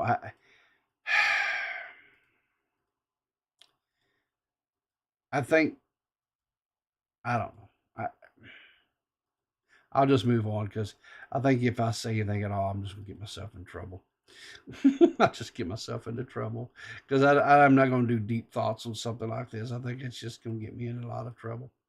But I think what I would say is that if you're out there in the dating sphere, if that's something you're doing, just manage your expectations. I think you have to have. What's the word to look for? I think you have to have standards. Like but I would say that rather than focusing so much on, I want a guy that's 6'2" and making $100,000 a year. Maybe I want a guy that is going to respect me, that is going to treat me with dignity, that is going to make sure that I'm provided for, is going to be a good father to our children, and not, any way be disrespectful or abusive to me. I think that's what. Good morning, Gigi. How you doing this morning? Good morning. I came to save you from yourself. It's okay. So why do I need saving? Because you're about to talk about what women should be looking for in a man, and I've watched a video last night that quite upset me in that same regard, and so I've decided you're going to talk about what women want. You should have a woman here. Okay, so let me ask you a question. Yeah. So did you hear what I just said about what women should be looking for in a partner, right? In a man. Yeah. Mm-hmm. Okay, specifically for a male partner. I mean, female partner is a different thing, but male partner. So am I out of line? Am I out of pocket on what the important things are? I think what's important depends on the person. I really feel like that's probably the biggest change that is happening, at least. Now, I will say income bracket matters, because I feel like what people want really depends on their own financial situation. Okay. And like we've seen this trad wife thing where they're like, I don't necessarily care if he makes that much money. I just want him to be this and that. And then there's the opposite of like, no, I actually need him to make X amount of money because it affects their overall so much. Okay. So I think that depends, really. All right. So let me ask you a question, because you are you fall within the demographic of the dating pool, right? Yes. Okay, and you're professionally employed, right? You're an educated woman. Mm-hmm. Okay, so I'm going to ask you a series of questions. Okay. Is it more important to you when you're seeking out that potential mate, right? Is it more important to you how much money he makes or how he treats you? Well, that's a little bit of that's a weird question to ask. No, I don't think it is. Okay, so if you have let me ask you a question. If you have a guy, you have two guys, and they meet all your criteria as far as your height, right? The weight, the physical attributes. They meet all the physical attributes, right? One of them makes 6 figures a year, but he's going to leave you alone. He's not going to show you any type of affection. He's not. It could even be verbally abusive. Or you have a guy who makes, say, $50,000 or $60,000 a year, but he's going to be attentive to your needs emotionally. He's going to be supportive of you. He's going to be at home at night. He's going to show affection, and he's going to make sure that you're taken care of on all aspects. Right? Maybe you won't have a big or nice apartment or home, and maybe you won't have a new vehicle every year or that type of stuff. But everything else, he's going to have covered in just trumps. I mean, it's going to be the best. Well, Which one is more important? So here's the problem. Those are not really comparable. I don't. They're think. very Because comparable. And I'm going to tell you why they're comparable. Let me give you. Can I give you a more realistic scenario though? Because Sure, I've been go in this ahead. situation. Okay, go ahead. So we know I'm divorced. I'm a divorced woman. Sure. When I first when I first started seeing my now ex-husband, I was seeing another person. Okay. And they were very, very comparable to each other. Okay. I would say the biggest difference between them was that one of them was a finance bro, and he definitely had less time for me. He definitely was more logical and left brained or whatever, or is it right brain? Whichever one, it's more mathematical. Right brain is and more analytical and zeros and ones. Yeah. Yeah, and a little bit more socially awkward. Also they were both Chinese, so they both had a certain level of traditional thinking behind how they did things. Sure. The other one was an actor, is an actor, and he was certainly a lot more romantic and considerate, and I remember he did like little things even on the few the lesser dates that we went on, which means you already know which one I chose. And I ended up going for my now ex-husband, who was more the finance bro. And it wasn't like, when it comes to treating me better, like, yes, the romance and all of that was really nice, but a thing that's really important to me is ambition and drive. And as much as I love like flowers and dinners and all that kind of stuff, and sure enough, if you think that wasn't part of the reason for the divorce, it sure was. But the drive and determination was really important to me. The knowing how to put things to focus and all that. So Gigi, you're kind of proving my point. What's the you know point? that. So here's the deal. Okay. So here's what I'm saying is it's about what a person's priorities are, right? Yeah. Right. Yeah. So what you're saying is your priorities were more of, or what I understood it was. I'll put it this way: it was more important to you to have the financial security versus the emotional security. Is that a fair statement? No, it wasn't the financial security aspect of it. Like, the financial security part was nice. But I've never been one to. I've been very fortunate that I've been, I've been okay in my adult life and all that kind of stuff. So I never worried that much about the money. What was important to me was that he did things in order to get to that position. He took courses, he networked, he talked to people. He was somebody because we're still actually very good friends. He's somebody who pursues learning and growth and is really good at taking. I'm not going to say taking criticism. He's really good at listening to criticism. And he learns and grows. And so even when he was like struggling at work or in his career, he very much he didn't just sit there and complain about it. He took courses, he talked to mentors, he talked to his friends who were like in similar positions, figured out what they were doing. It was very like the money was nice. I'm not going to sit here and be like, no, it wasn't. It's not nice that like he could actually afford to do things. He just didn't have the time to do them with you. It wasn't really the time thing. It was just, it wasn't his priority. And I think that's ultimately one of the big things that ended it, Okay. So what I'm saying is maybe I'm not conveying this right. So I see these young ladies like what I showed, and they say they want a spouse that is going to. Yeah, that is different. They are doing something different than what I'm saying. They want the comfort. Which I don't know that's hang on. They're saying they want X, Y, and Z. They want certain height, and they want them making X amount of dollars and all these things, right? And those guys do exist, right? Yeah. I think her $500,000 a year is unrealistic, because that's Agree.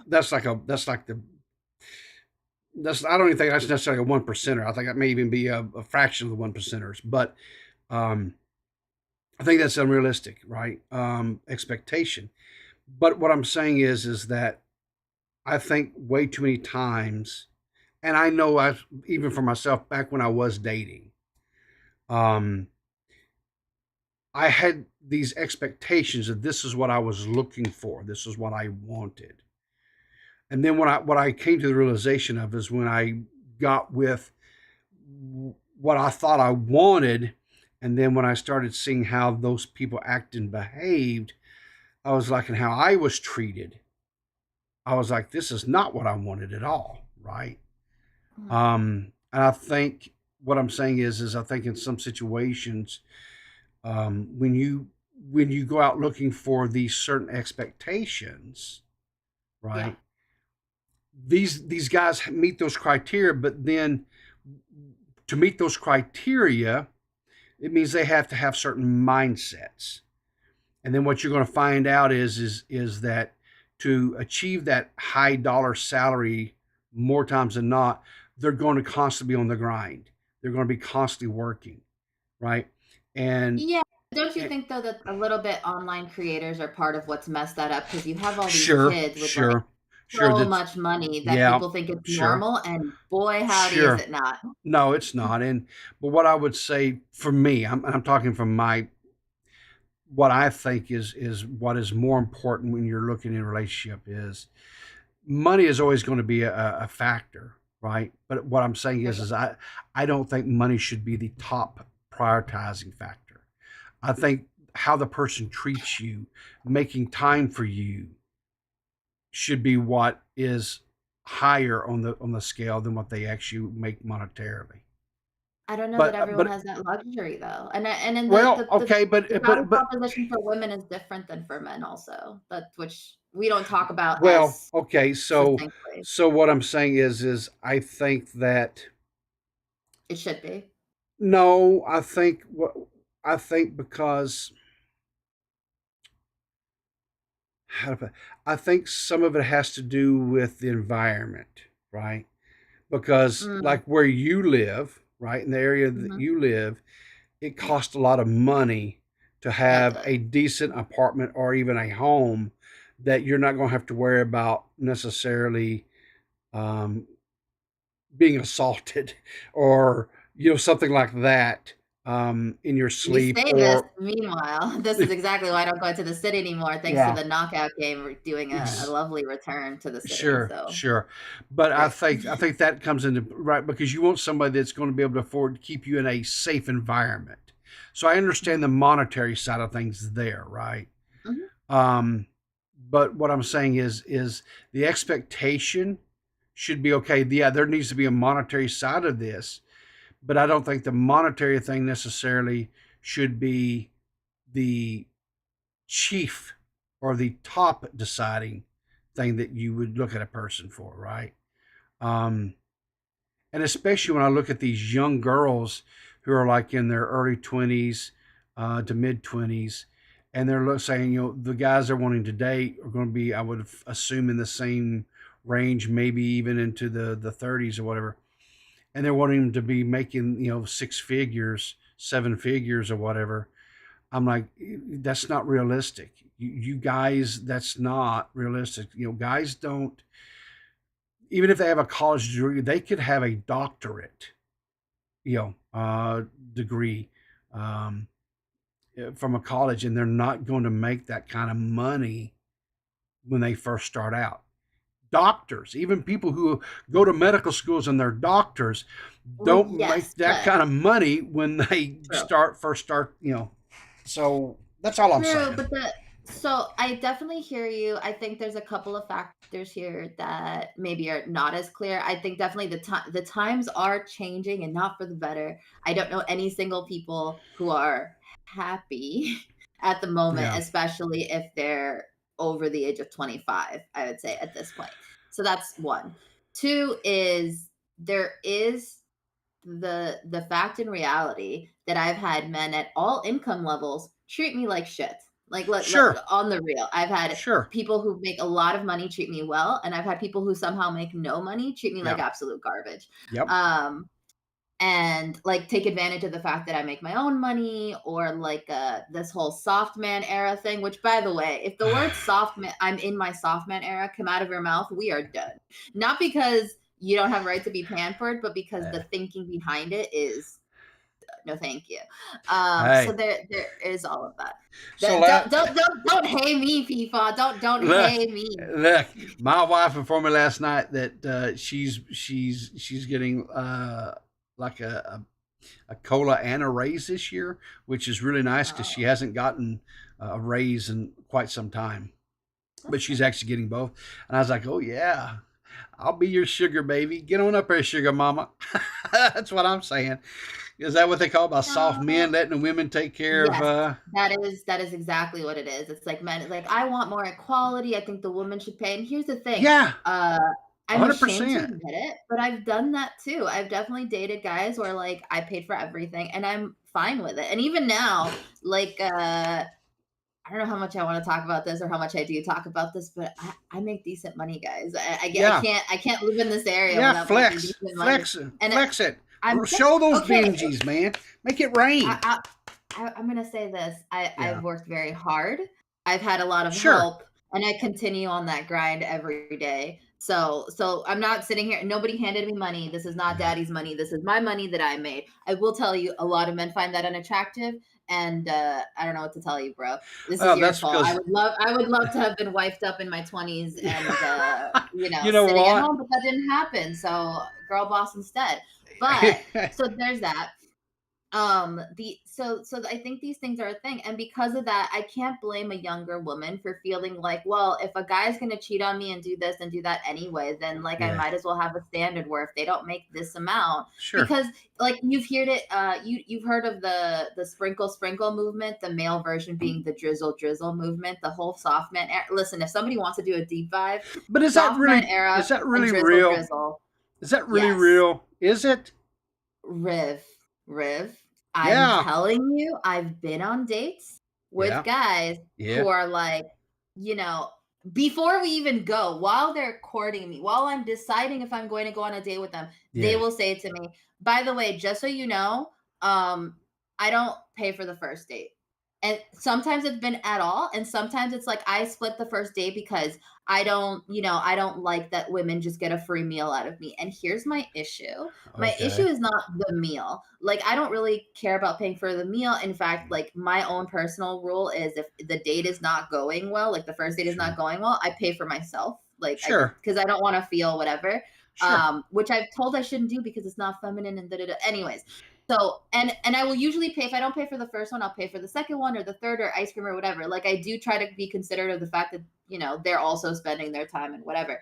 But yeah, no, absolutely. And I won't go on that date. It's not about paying for the date. It's that if you are so hard up for cash or you feel so whatever about paying for a meal for somebody else, like we don't need to talk. Like you're already telling me something about your level of generosity and this and that. And I don't want to, maybe they've had so many people scam them for a meal that this is how they have to be. But like, that's a trauma I don't want to deal with, especially before we've even gone on the date. Yeah. You know what I mean? So it's not, there is a degree, and I think maybe women, especially younger women, are bad at verbalizing is it's not the money itself a lot of times. Now, for some women, it is.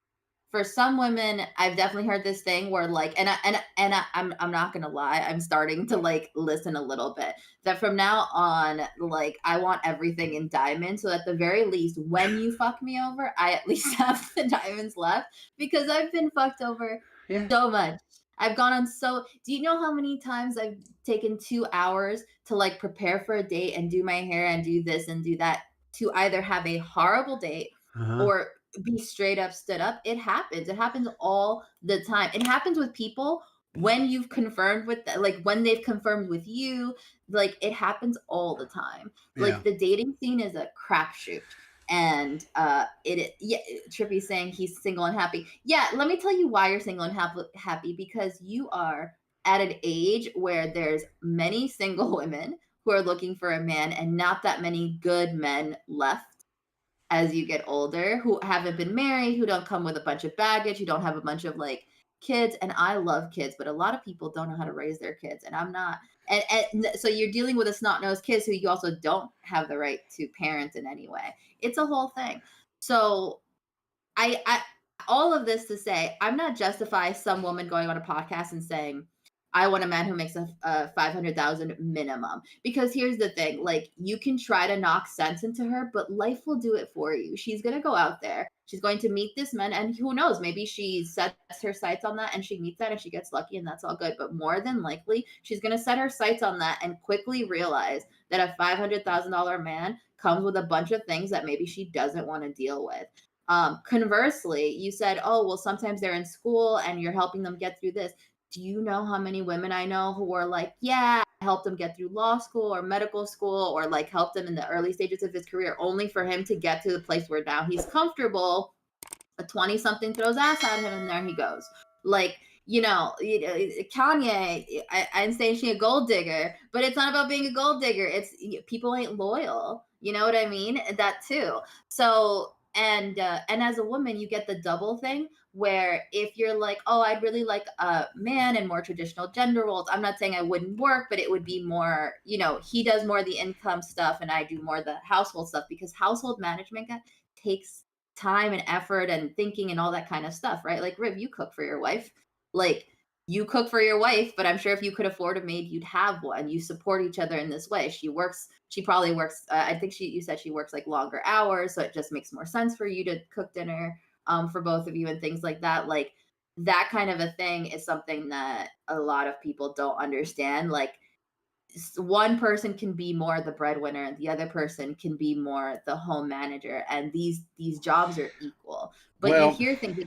Even last night, I sent K-Huck this video that we might talk about because it got me so heated, where this guy is like, yeah, I can be the breadwinner, but women say they want equality, but at the end of the day, he who brings home the bacon should have more say, because you wouldn't expect California to have the same rights as Wyoming or something. And it was like, if you think that managing a household and kids and your life is Wyoming levels of like bringing things in comparison to California, you are delusional and you've never been in a long-term relationship. Because like planning dates, planning vacations, managing schedules, managing kids, remembering to make time for each other, like all that shit takes time, effort, thinking, planning, consideration. And like, who does that if you're both 100% driven, focus on your career? Nobody does that. And then your marriage falls apart. Like, this is how this happens.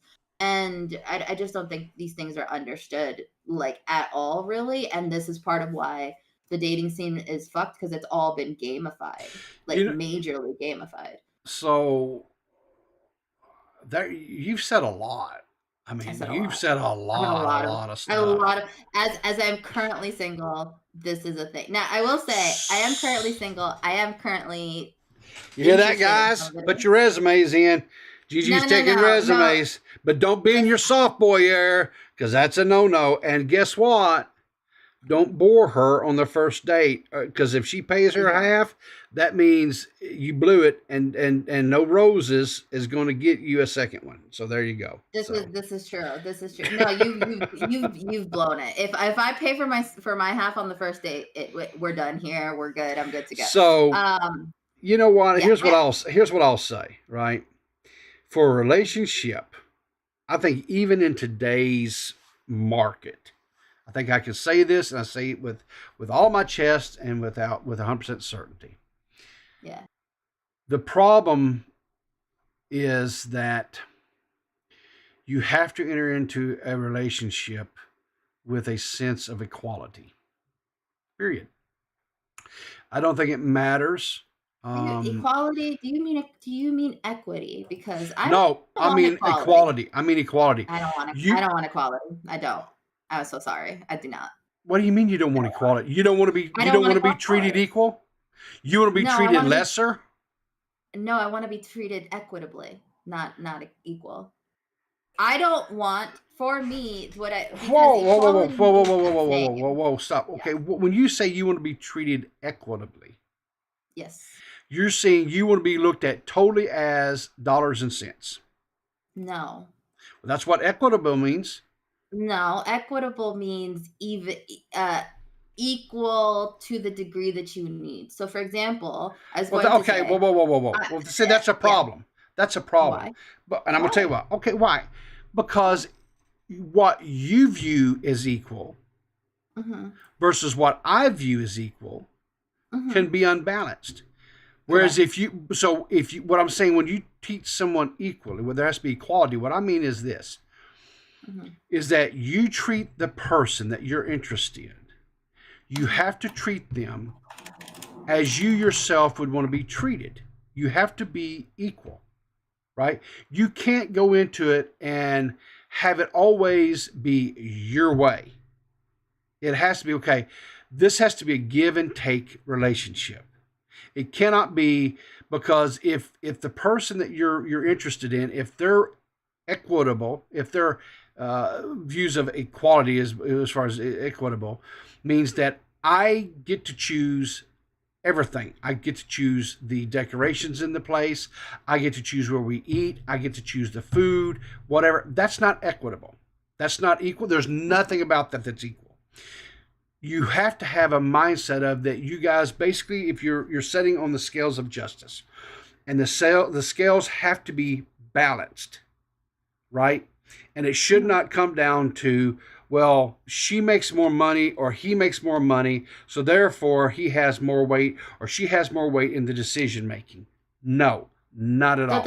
You're describing equity, because equitable. So the difference between, and I know this is like semantics, and I, the touch of the tism is coming out just a little bit. Okay. Equal would mean that I make dinner on Monday, you make dinner on Tuesday. They're the same. Equitable would mean I work all day Monday at work, and I bring in the money, and in response, you take care of the house and make dinner. We have both done our job for Monday. We have both done the work of Monday, and in this way, things would be equal. Another example might be that I am a person who needs a lot of attention. So much attention. Talk to anybody. Attention is what I need. Not all the time. I also need space. Good luck figuring out when I need which. So there's that. And, I don't think that I was going to say there's someone I'm interested in, and I'm a big gift giver. I love giving gifts. So if you say randomly, oh, I like this random jacket, like sometime in the next week or two, I will get that thing and like give it to you, because this is my love language. I don't really like gifts. I have too much shit already. What I like is I like quality time. Yeah.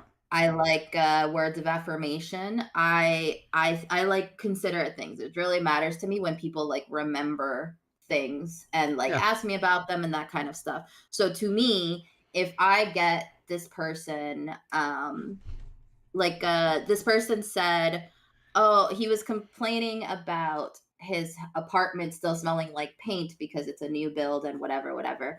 And so I was like, oh, and I got him a reed diffuser, because he was using candles, and a reed diffuser can be all day long, right? And to me, I was demonstrating, I heard you, I am doing your need for you. So, and in response, he was very grateful, and that's I'm so happy with that. Yeah. You know what I mean? All right. So here's okay. So I think Trippy says it pretty good. He goes, it's about the fact that you feel valued as a person, not valued for what you provide. Exactly. Okay. So to me, I make good money. I don't go out a lot. So as long as someone is being attentive to me and and in a way where I don't have to tell them, because my God, am I tired of having to tell people, hey, I need attention, or hey, can you plan a date so that I'm not always planning them? Or like, hey, if you want to see me, I need you to also reach out to me and say, I want to see you, because it feels like I'm always the one reaching out to you, and it makes me feel shitty sometimes. Like, even if they make the time for me, that's not necessarily enough if they're not also present. Yeah, and actively making me feel wanted, particularly Well, because I am very career driven right now, and this person is also very career driven right now. So it's a thing where to me, if they're making time for me specifically, sure. they're saying I want to do this. That matters to me. So okay, so I guess what I'm saying is, what I've tried to say on this is, I think people need to manage expectations is all I'm saying, right? Now you brought up the fact You that, say like, that, Trippy, but the thing is, I don't know if I feel like people will agree with me that sometimes men are dense, and the younger they are, the more dense they are. And the other thing that's happening, especially because I'm into nerds, I don't know if you guys realize this, I'm into nerds. Nerds is what I like. Nerds are pretty absent-minded, let's say, and you do sometimes have to tell them, like, hey, it was really cool that we played WoW for 4 hours, but like maybe we could do like a dinner or a walk or something. It's not that they're okay. I'm gonna correct you a little bit. Nerds are not absent-minded. Nerds are single-minded focus, right? So describe that more. Okay, all right. So the example you just gave, you played 4 hours. Okay, in the nerd's mind, that's like, okay, that's something I like to do. I like to play games. We play games. She had a lot of fun, so that's what we should do from now on, is play games. Well, that's not, no. They're very single-minded focus, right? Yeah.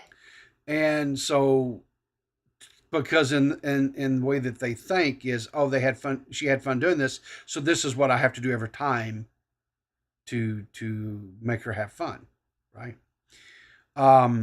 As far as men being dense as a general rule, it's not. I don't think this is. It's not that men are dense. Here it is. You have to give me something. Okay, here's what I'm going to give you. Here's what I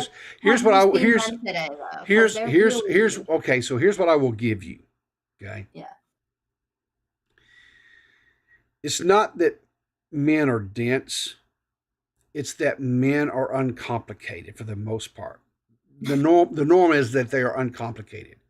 Women are, I'm speaking in generalities here. I know there are exceptions to the rules on both of these, but for the most part, men are very simple creatures. Women are very complex creatures. It takes a man a long time to figure out what the woman he's seeing, what to make as far as their love languages is what you're describing, your love languages, or what is their triggers that's going to piss them off and things like that, right? It takes them a long time to learn these things. And some are more acute and they will pick it up a little bit faster than others, right? But I will tell you that it took me and my wife to learn my wife and to learn things there. It probably took me over 5 to 10 years to really get to where now I can say with some confidence that I know, and I can tell by the way my wife, how she talks, her body language, her tone of voice, what kind of a day she's having, and what I need to do to counter that, to where that gets to change her mood, right? And here's the thing. Here's the real thing, right?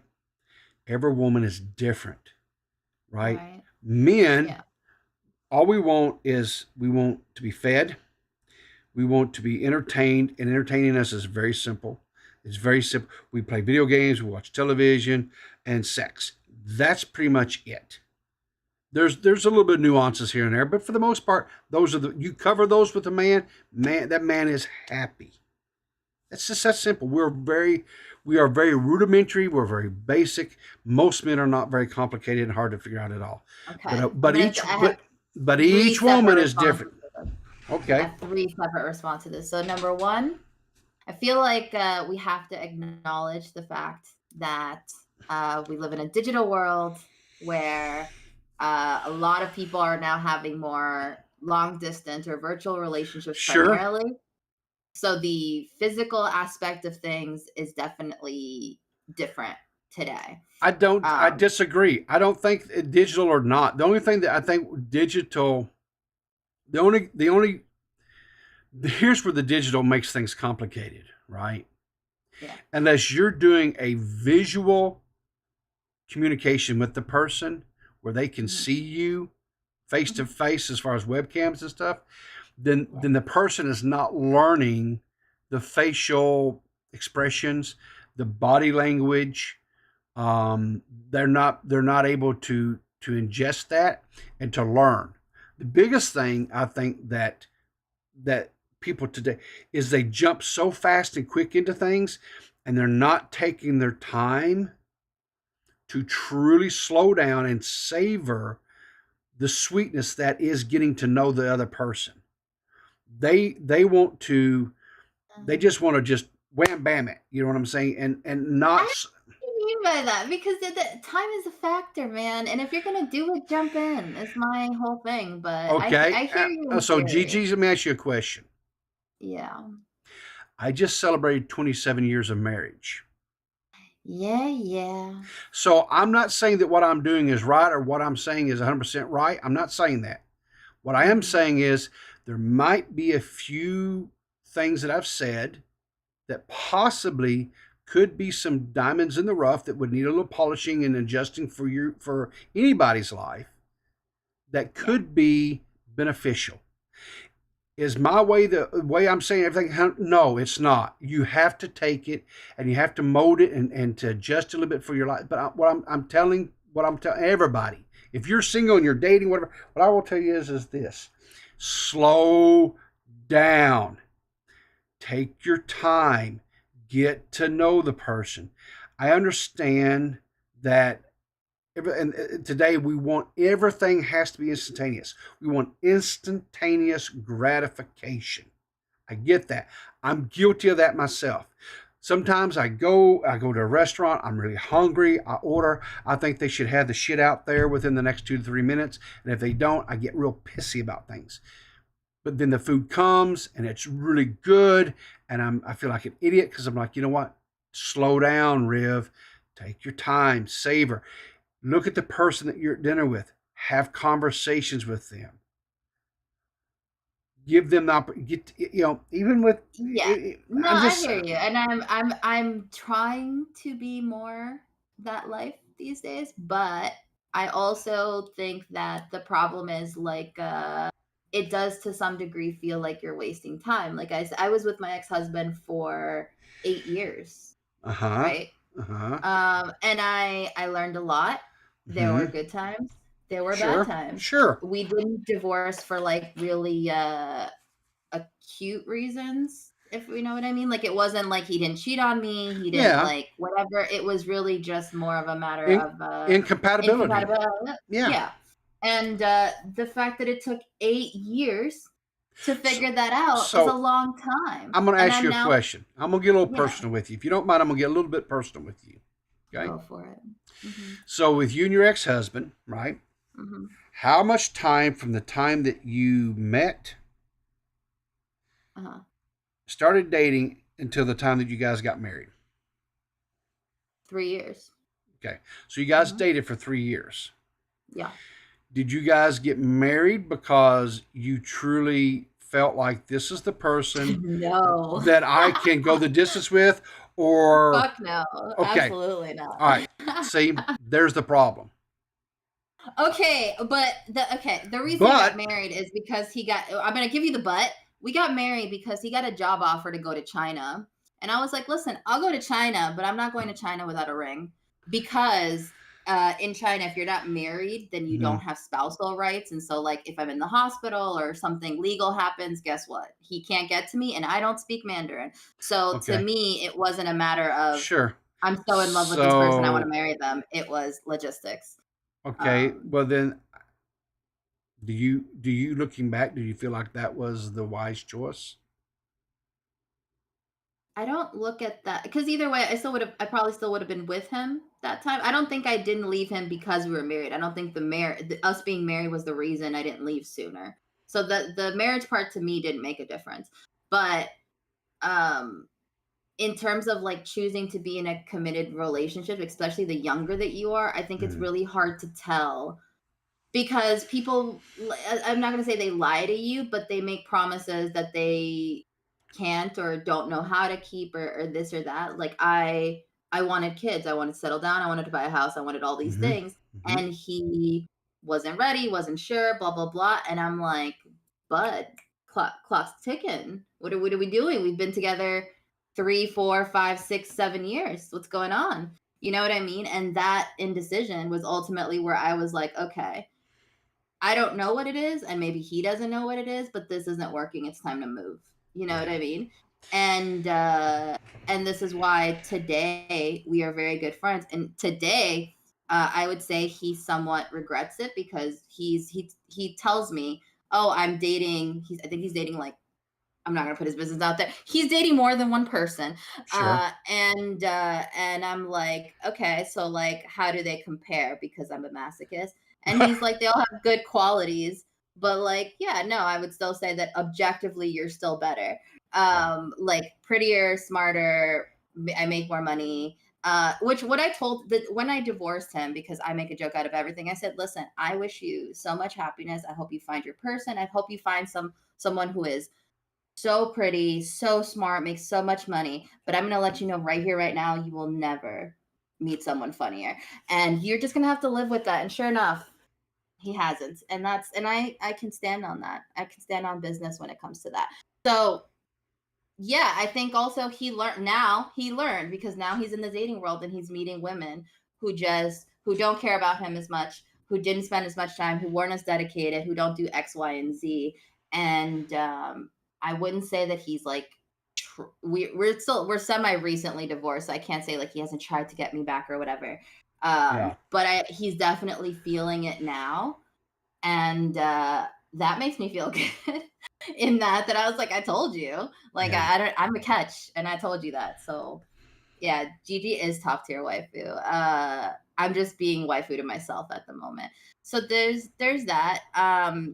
Yeah, I think time is a factor, and the older you get, especially because there's a biological clock for women. Sure. There's a certain factor to where you're like, well, I want to know what we're doing, what we're not doing. The other thing is like, and this is also coming from one of the video from last night, was the guy was like, well, if I meet a woman, he's of course single. If I meet a woman and she enters my life, I'm not going to change what I'm doing to do what she wants. You know, I'm going to be in the driver's seat and she's going to be in the passenger seats. And if she wants to come along, great. And if she doesn't, whatever. And I'm like, this is why you're single. Are you like, I don't use slurs, but the level of R word that was to me was like, when you meet, because in my opinion, when you meet somebody, it's not I'm driving, you're driving. It's we're going to set a course that we both agree on, and we're going to work on it together. Like, so I'm going to change my path a bit. It's still going to be what I want, but maybe how I get there is different, and it's still going to be what you want, but how it has to change because now there's two of us, and now there has to be compromise. And the idea that one person would be like, no, it's my way or the highway, and if you want to do this, great, and if you don't, whatever, is insane to me. And like, how long do you date somebody before you figure out who's actually like, if you're on the same page about this, if this is what you want, if this is what you're going, and this is assuming that you're both in the life stage, because sometimes you meet somebody and it's not good timing. Like I would say, I said there's somebody I'm interested in, and part of the reason that it might not work out is because, like I said, I'm pretty career driven at the moment. There's a lot going. I want to do content and this and that. I don't, and a relationship is distracting. It'll take you off course and everything else. So there's a part of me that's very much like, I would love to see where this goes and invest in it more, but it would mean taking time away from the things I'm trying to accomplish. And how do I know if this person is actually worth that, and not just worth that, but also going to do the same for me? Because I've also been in I don't know how many relationships where I feel like I give them like the blood in my veins, and they're just like, thanks. You know Yeah. what I mean? And like you don't need to give me blood, but like, can it be 30/70 at least? Or something like it's very that. You know, So I'll tell you, I'll say this. I think I'll just, from my own life experience with my wife, there were times when it was like 90-10, and it was her giving 90 and me giving 10. really, Yeah, so there she's a were saint. That's what you're saying. but then guess what? There's been times where I'm giving 90 and she's giving 10. I think the give and take between a couple is in constant motion. It is a, you Yeah, want to I agree with try to that. keep it to where it's at least 50-50 average out. But there's Mhm. definitely been some times where, I look back and I'm like, why did this woman stay with me for 27 years? It wasn't Mhm. because I was making tons of money. It wasn't because I was pleasant to be around, because I guarantee you I wasn't. It was not the situation at all. Um, so why? And I think it was because she was committed. And like I said, she was definitely was committed more time. At times she was more committed than I was, and I think there's been times where um, I've been more committed But see, this than is what her. I'm saying.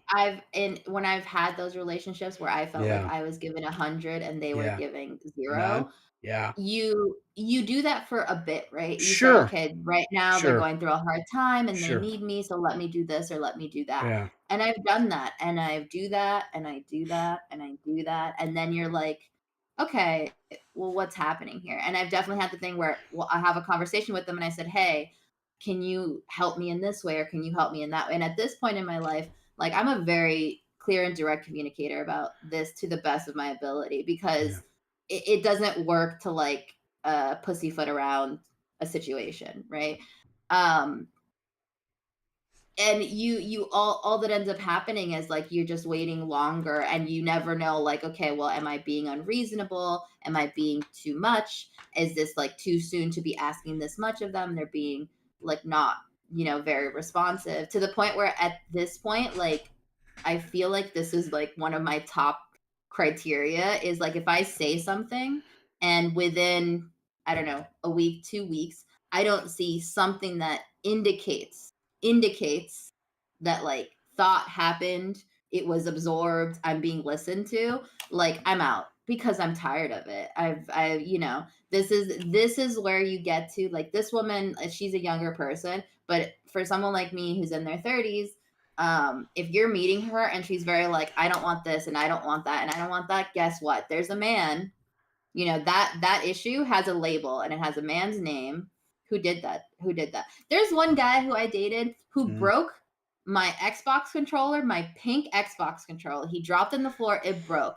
He was like, oh, I will get you a new one. mm-hmm, Months later, I never got it. I never got it from him. He randomly messaged me on IG like years later, like, hey, mm. how are you doing? And I was like, I'm doing great, still waiting on that pink controller though. Like, listen, don't fuck with me. Like, I Hey, will. I was about to say, I will not forget. I'm still, one day I don't talk to Toxic all that much, but if it ever comes up, it's like, yeah, what's with you and Toxic? I'm like, he said I talk too much on like the first episode of a podcast I was doing, and I'm still mad about. I'm not mad about it, but I will never forget. You know what I mean? Like, me and Toxic could become best friends. He could be the godfather of my child, and I'll be like, yeah, but one but time. yeah, I get it. Just the I one get it. time. I get it. So I'm very that. And Okay. yeah, so I would say a lot of what you said makes a lot of sense to me. I'm Yeah, definitely trying to be more easygoing about yeah, things, but I'm also very much like, if I'm not feeling wanted and cared for, if I'm not feeling like, oh, this person actually does seek me out also, and these kind of things, like, and notice I'm not mentioning anything about money, because this is, for me, where I'm at in life, I'm very fortunate to have this be less of a factor. I don't want somebody that's broke, not because they're broke, but because ambition and drive are important to me. To me, like, a really sexy thing, in addition to being super nerdy about things, is someone being like, I have this goal in mind and I'm doing X, Y, and Z to pursue it. And it's my focus. And this is how I'm, I'm driving my life in order to pursue this goal. That's super attractive to me. And that doesn't necessarily mean they're successful, because, if they're an artist or something like that, it's going to be no money or maybe a lot of money or whatever it is, or content creator, this also. So it's not about the money. It's about the drive and ambition and like willingness to pursue things that are hard. That's important to me. But I don't think we can blame really anyone for like trying to figure out how they can get to that partner a little bit faster. So for this woman who you brought up, for her, it's, well, if he doesn't make this amount of money, then I don't even want to talk to them. That's going to significantly limit your dating pool for sure. But like, there's a bunch of, that I think she will change her mind eventually, but I also feel like if that's your criteria, let's have that be your criteria, because there's things that you're not going to be able to like compensate for. Like I can say, for me, it limits my dating pool that I'm attracted to traditional masculinity. There's a lot of men who do not fit that description. There's a lot of men who don't want to be like overtly masculine or whatever, or they don't feel like that's a thing, or they're even offended. This has happened. I'm saying this because it has happened. Offended by the idea that I would say that what I'm attracted to is masculinity, because what even does that mean? And it's like, but listen, we can get into a semantic discussion, but if you understand what that means or you don't, and if you don't, chances are you don't fit the criteria. So let's move along, is how I feel. And so, that doesn't mean there's anything wrong with people who are not overtly masculine. It just means I'm not going to be attracted to them, and that's okay. Just like, how many people am I not it's I don't think it's a matter of good, bad, or other.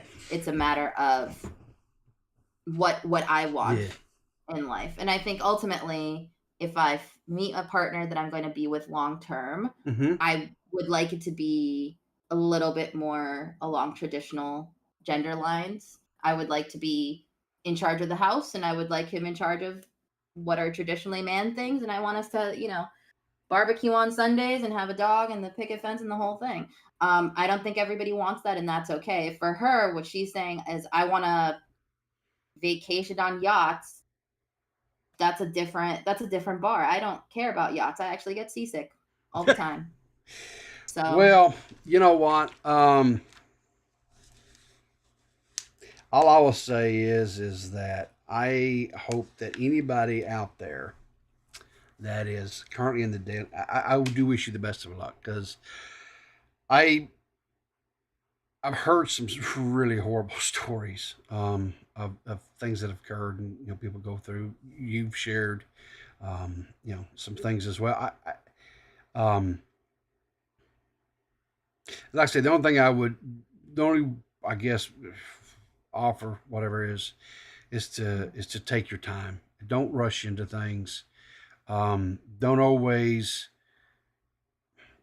definitely have your expectations or have certain goals. I think that's good, but I think your goals and stuff have to be realistic. It'd be like me back in my 20s and stuff when I was dating, saying I'm gonna marry Cindy Crawford. Well, there was no snowball's chance in hell of that happening. It just wasn't going to happen. So I think some for like the young lady that started this conversation, her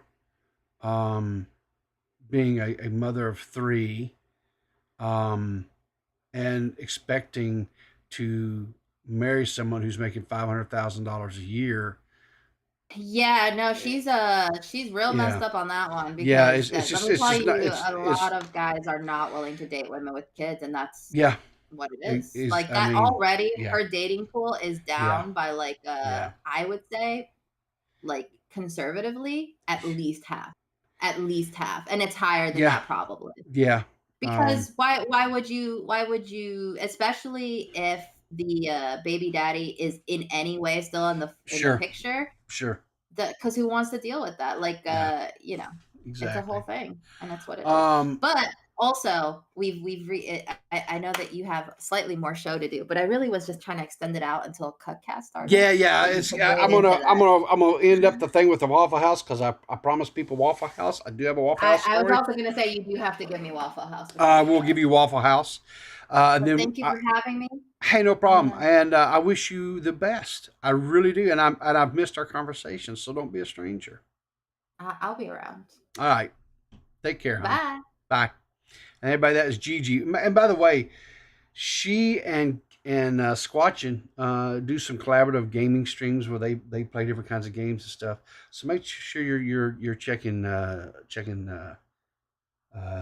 and Squatchin both out over there.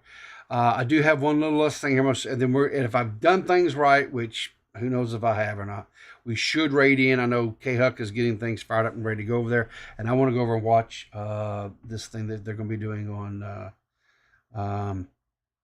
with Review Tech USA. But anyway, so let's do this real last thing here with the Waffle House, and then we'll get out of here and call it a day. And again, I want to thank you all for tuning in and hanging out with me today. I appreciate it.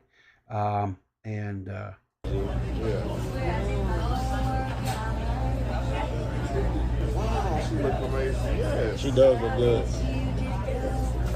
The screen look good. Hello. There we go. How you doing, sir? No, you spent too much time in the gym.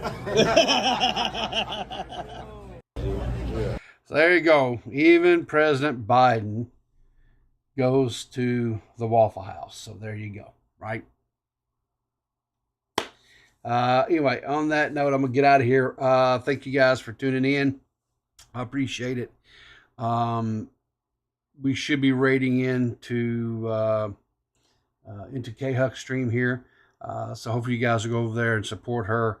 And on that note, remember, guys, keep your powder dry, and I will look for you in the funny papers. Maybe I'm a